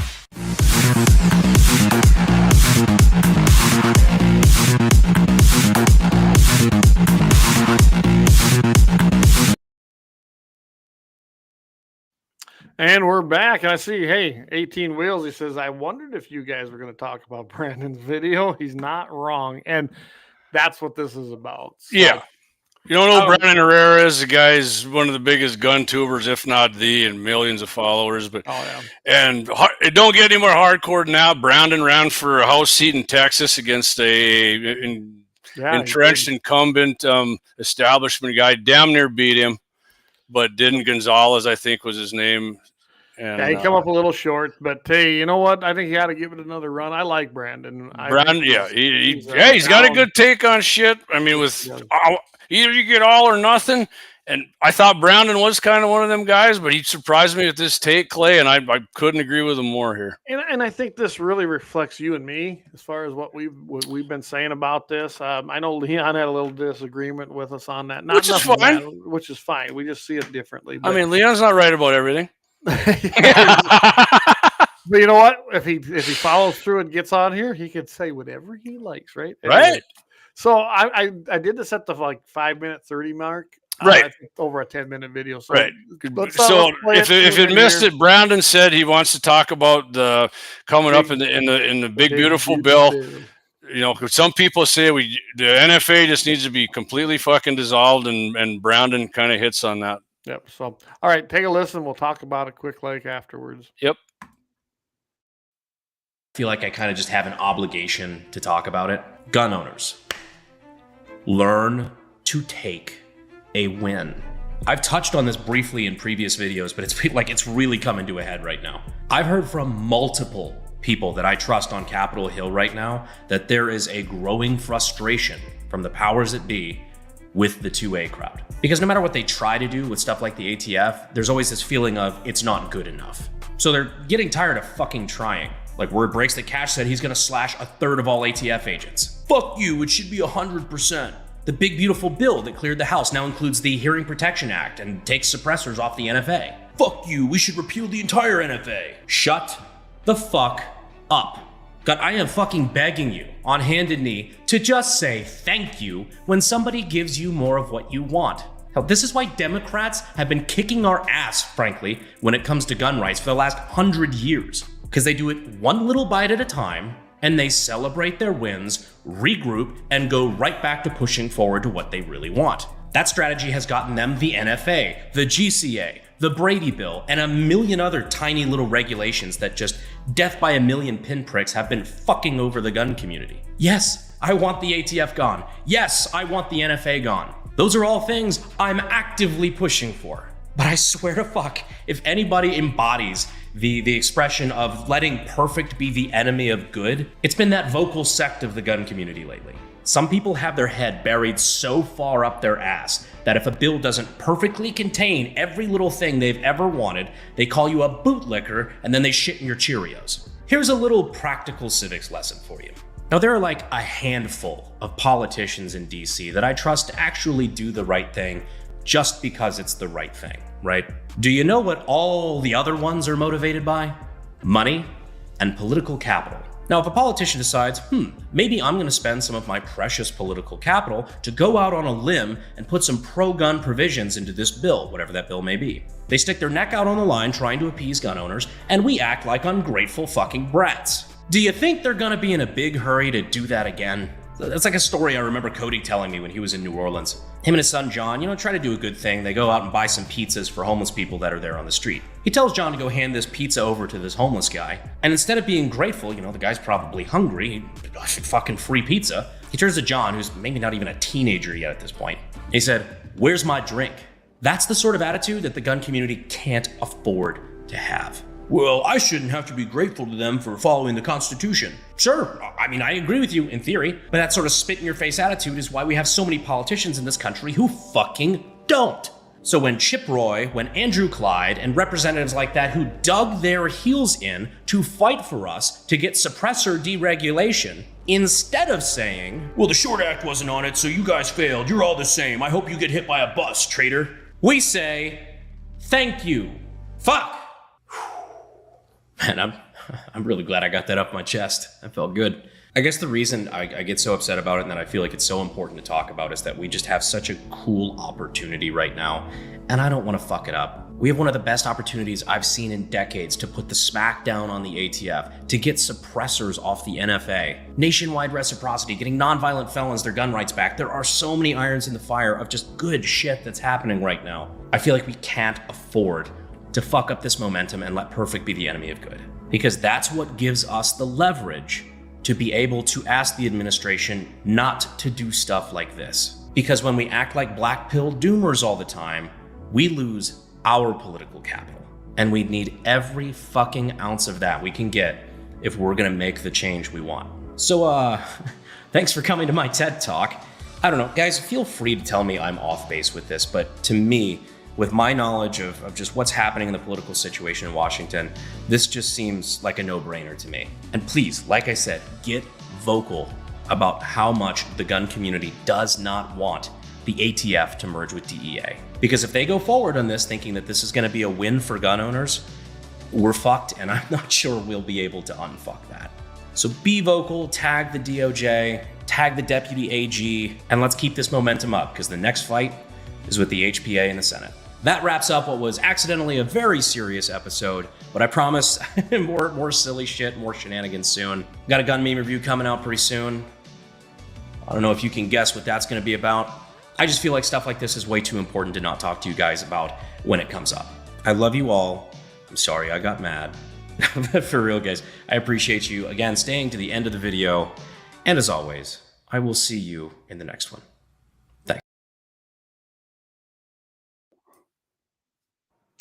All right.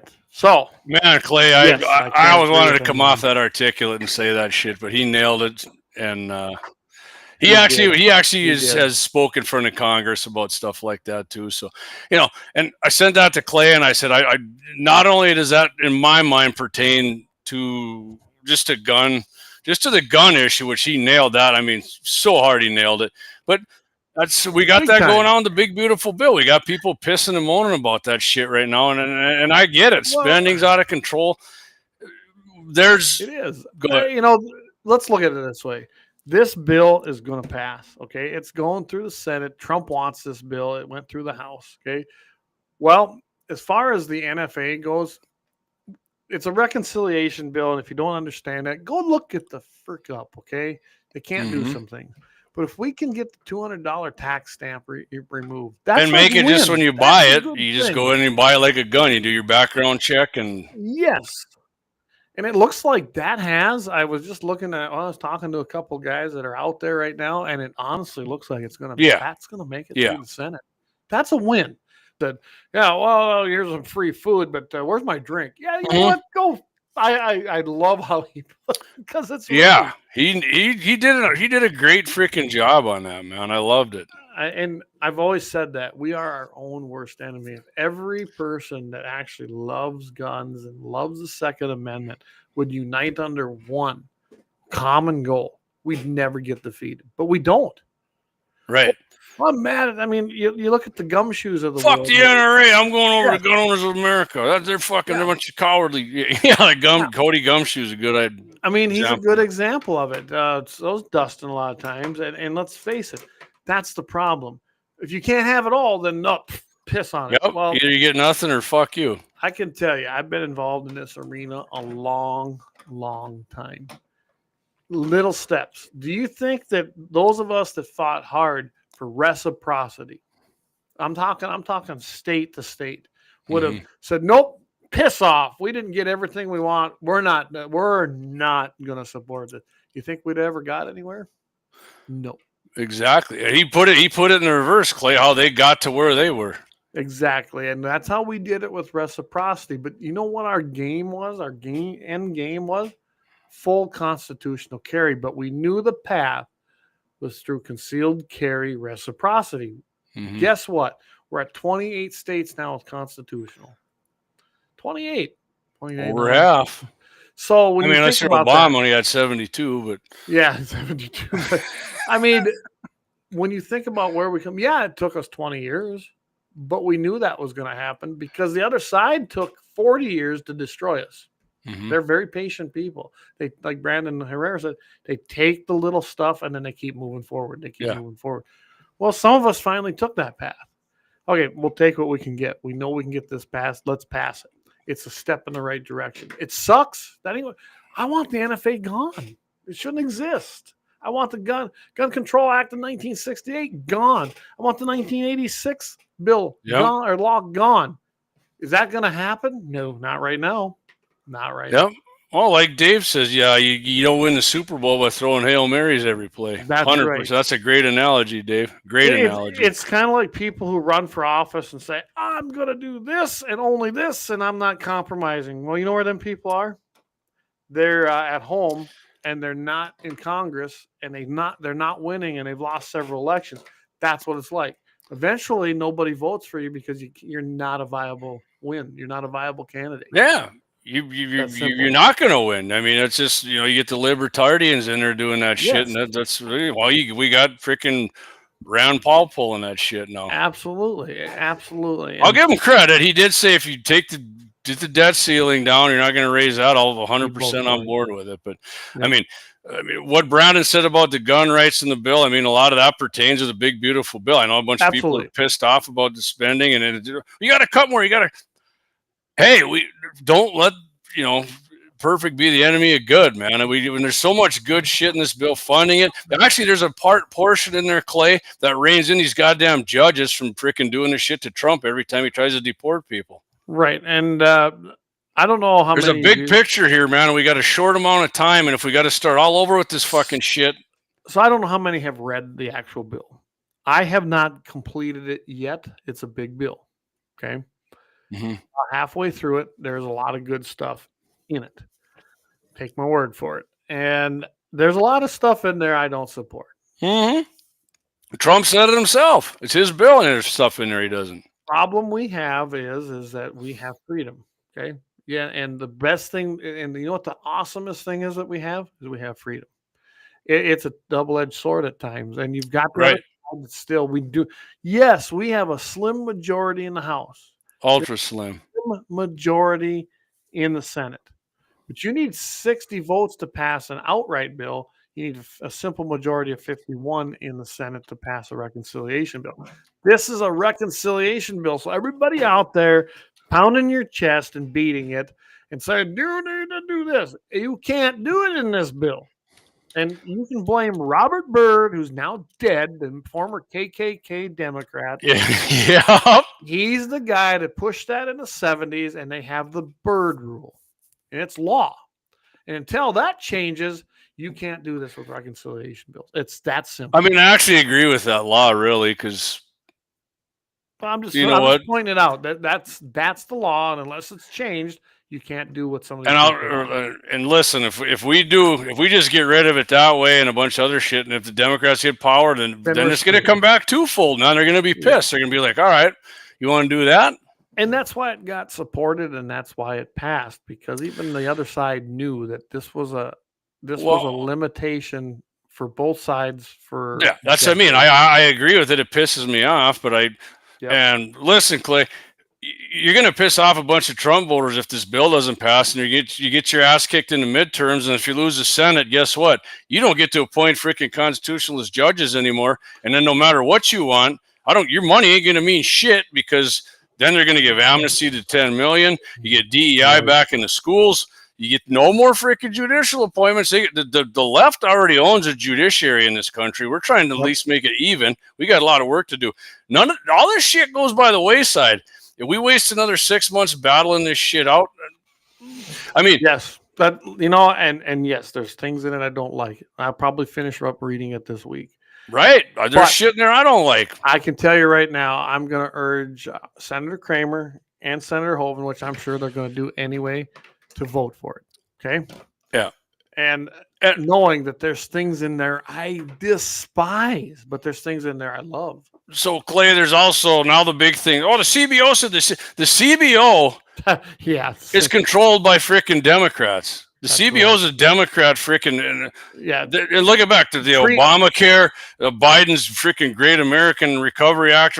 The OMB is the one that's actually a bipartisan thing, and the OMB is on board with it. So treat the CBO like the North Dakota Legislative Council, okay? The CBO is not the Congressional Budget Office; it's the Communist Budget Office. There you go. Yeah, and I don't trust a damn thing. All right, Clay, let's get to a few of these comments. There's a good one back here. 18 Wheel says, "We lost our professionalism in this country through the years. There's no give and take anymore. Look at the divorce rates." I mean, you guys are awesome. We're kicking ass on some comments here. I love some of these comments. JR, he says, "I need to meet Leon. We can make that happen." Absolutely. Absolutely. Leon's freaking awesome, man. I did respond to him and say that Leon's freaking awesome. So 18 Wheel says, "Would you say it's a big, beautiful bill?" No, I would not say it's a beautiful bill. It's a big bill. It is a big bill. But it's beautiful is not how I would describe it. But you got to remember that Trump named it.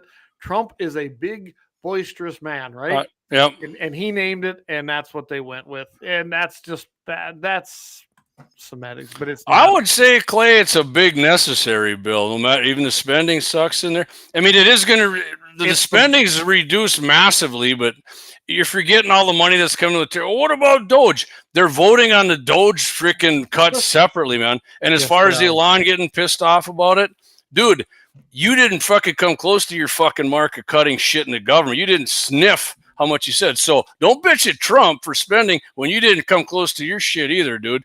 Well, I mean, and I'm not reel it in a little bit. Elon's a lot like Trump. I mean, he sets goals up here. Right. I kind of do that myself, and then I might hit here, but it's still better than what was in. It actually kind of, when you're looking at the other side, and I used to do this all the time. Don't get mad, some of my volunteers, where I'd set the goals way up here. Right. knowing that That's I how really Trump. Yeah, wanted that's it how you. here. That's how Trump. Yeah, art of the deal, man. And generally, we went above where I wanted it. I mean, that's just the way it was. And so it was the give and take, as we just seen the comment. I knew I wasn't going to get anybody to do this, but I really wanted it here. I knew that they'd be happy here, but I could usually get them to meet here. and it worked. We had one of the most successful regions in the area, didn't we? In North and South Right. Dakota. Oh yeah. I mean, it was. You had more friends NRA banquets, and I mean, More it seemed like money, there was more- one every weekend, man. I mean, we went in at our state fund committees and had, $500,000 Gobs to of money. spend, and in North Dakota, and then I started pitting South Dakota against North Dakota, going, "Hey, you guys are kind of slacking here. These guys got $500,000. You guys only got $300,000 to spend." Yeah. So, but now they got 30. And by the way, Clay, they're not done. I mean, picking it apart in the Senate. So No, they're not. The Senate bill is going to change some things. It always will. That's the nature of the beast, and we'll see what happens when it gets kicked back to the House. It's going to be somewhere in there. I don't think you're going to see the Second Amendment stuff stripped from it, though. I really don't. Dave says you can't do great things with average standards. Exactly. Yep. Exactly. I've always shot for the stars myself. That's where I'm at right now. You know where I'm at, Jamie. I'm not going into that stuff, but let's just say I enjoy life right now, right? Yeah, And, absolutely, man. It isn't because I said, "Oh, you don't think I can do it." I was like, "No, I'm going to do that." Well, you can't. Well, now I'm really going to do it. Yeah, I mean, Clay's got the right attitude about shit like that. Man. Let's see. Let's get back to some of these comments. JR says, "I need to meet Leon." He says, "What did you say?" No, Joe, indeed. Joe, he's awesome. And then we got Tom in here. Tom says, "A lot like hiring Carson Wentz. Teams are gun shy about hiring him now because he's injury prone. Same with voting for people who aren't electable." Very true. And I'm just going to call it out. I like Rick. Okay. Rick Becker. Friends with Rick Becker.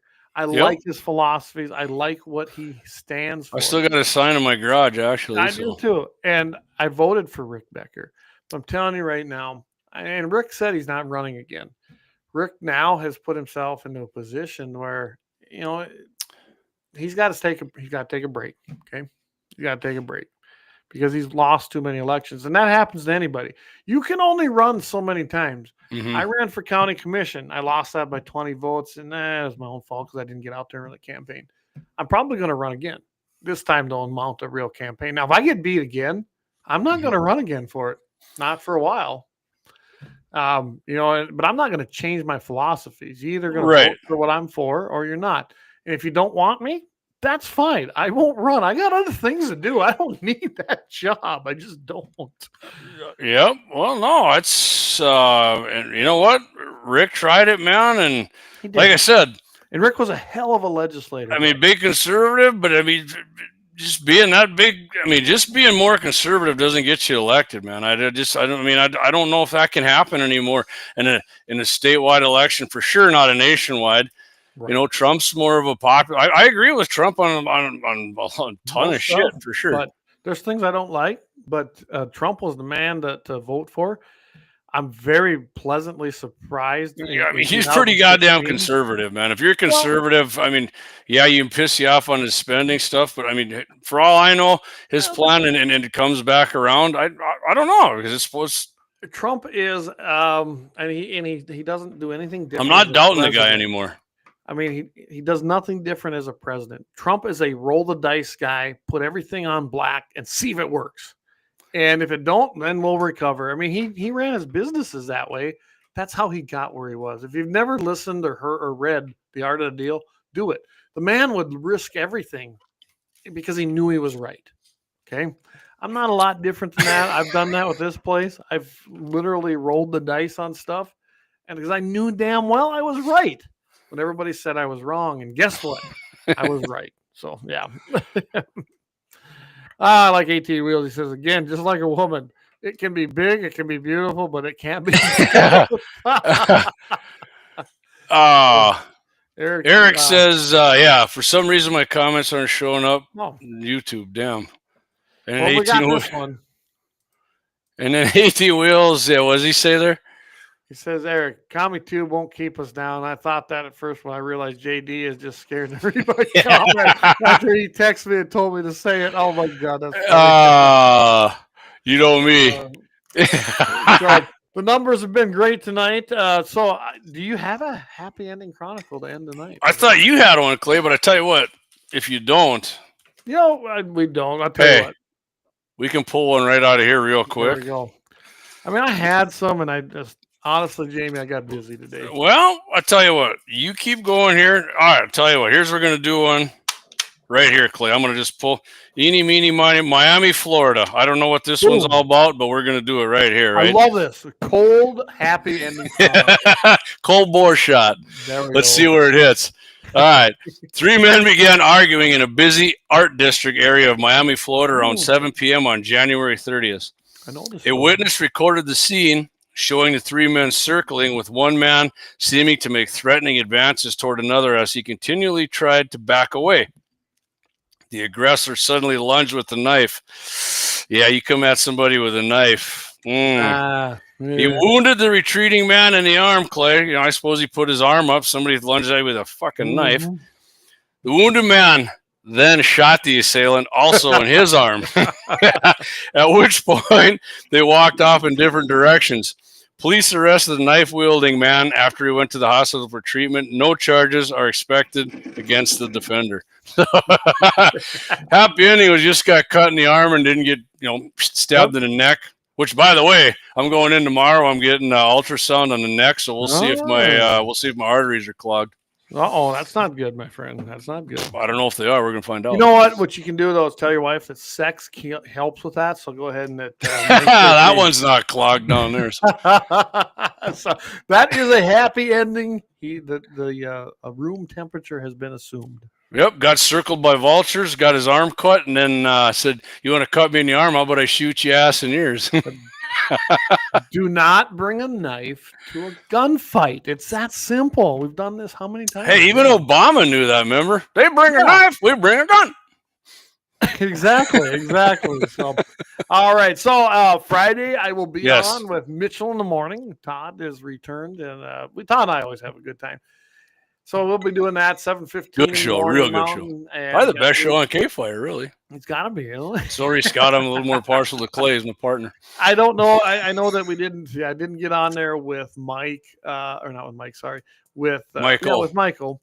And Dakota mornings. We were talking about doing it Friday. I don't know if that's going to work for me the way it looks. So make it work, Clay. I know. Did you happen to visit with that guy at all? No, I did not. I apologize. I will. I promise you, I will. Yeah, we'll see what happens. And I think I didn't hear back from Michael, but I think he's recovering from whatever he had done or something. But yeah, he had some. I think he had some wrist procedure done. But I'm still there. I guarantee, if nothing else, it for sure be in July. So anyway, we'll get that done. Todd's been great to us. KFYR's been great to us, and you can find us every Friday. It's either me or Jamie. Usually it's me, and Jamie fills in when I can't do it. Yep. I'm not doing Michael's show anymore just because it takes too much. I got to use my vacation, but I can swing it with Todd's show. It's 45 minutes, and Todd's the OG with us there. So Brian says, midnight deadline for deer tags. Only a couple hours left. You forgot. Don't waste your time in 3B2. You won't get drawn for a buck tag. Agree 100%, Brian. I added a little bit on that one. and don't apply for 3F2 because there's no deer. 18 wheels and dozen 6-shooters. Happy endings are the best. I could not agree more, brother. They are the best, and I'm really hoping for one later. Anyway. Lee says 18 wheels, dozen 6-shooters. Leon, get your happy ass on here and do a show. Yeah, I know. We got to get him on. And Leon has some great content, and I'm guaranteed. Oh, absolutely. Absolutely. If he's using our platform, which I think is the best option to do, how fun will that be to just hop on and surprise him once in a while? Yeah, what's going on, man? Go, hey, man, how you doing? Come on, Leon, you're getting too conspiratorial here, man. I got to jump in and bring you back down to earth. Yeah, great. I love it.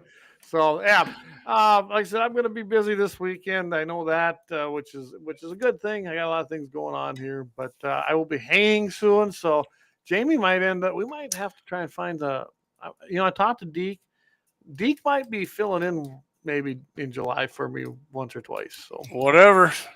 Deke can't do it. I'm definitely capable of soloing it, but I haven't been out with Deke in a while. I'd love to do it. Yeah, I mean, I see he got them new fancy earbuds with guns. Yeah, he did. We got to give him a reason to use them. So, but yeah, I know you can solo it. You've been doing that since you was a teen. You're good to go. Right on. You didn't catch that, did you? I didn't. What about me? I said you've been going solo since you was a teen, so you're. Oh good. Yeah, I mean, first time I had sex, I was alone in a dark room, man. All right, everybody. Oh, Dave, hold on here. Dave's got 1,000-yard championship in Moffat this weekend. All right, Dave, bring the putting my money on Dave Haha Nerp to win this son of a bitch. Yes. 18 wheels. It's so a conspiracy theory until it's true. That's right. And I need new ones because a lot of mine came true too. So. That's true. A lot of them did come true. Hey, everybody. Unless you got something else. I don't, Clayton. Fun show, man. Appreciate everybody tuning in. Hell of an audience tonight. Love it, guys. Had a lot of fun. Thanks for everybody. We hit some good numbers tonight. I think if I had them all together, we're just shy of 100. So thanks a lot for tuning in. Guns in the 701. Hopefully I get the updated site with this stuff on there. If you want to purchase it, it'll be available. And we appreciate the support. So with that, everybody, keep your powder dry. We'll see everybody next week.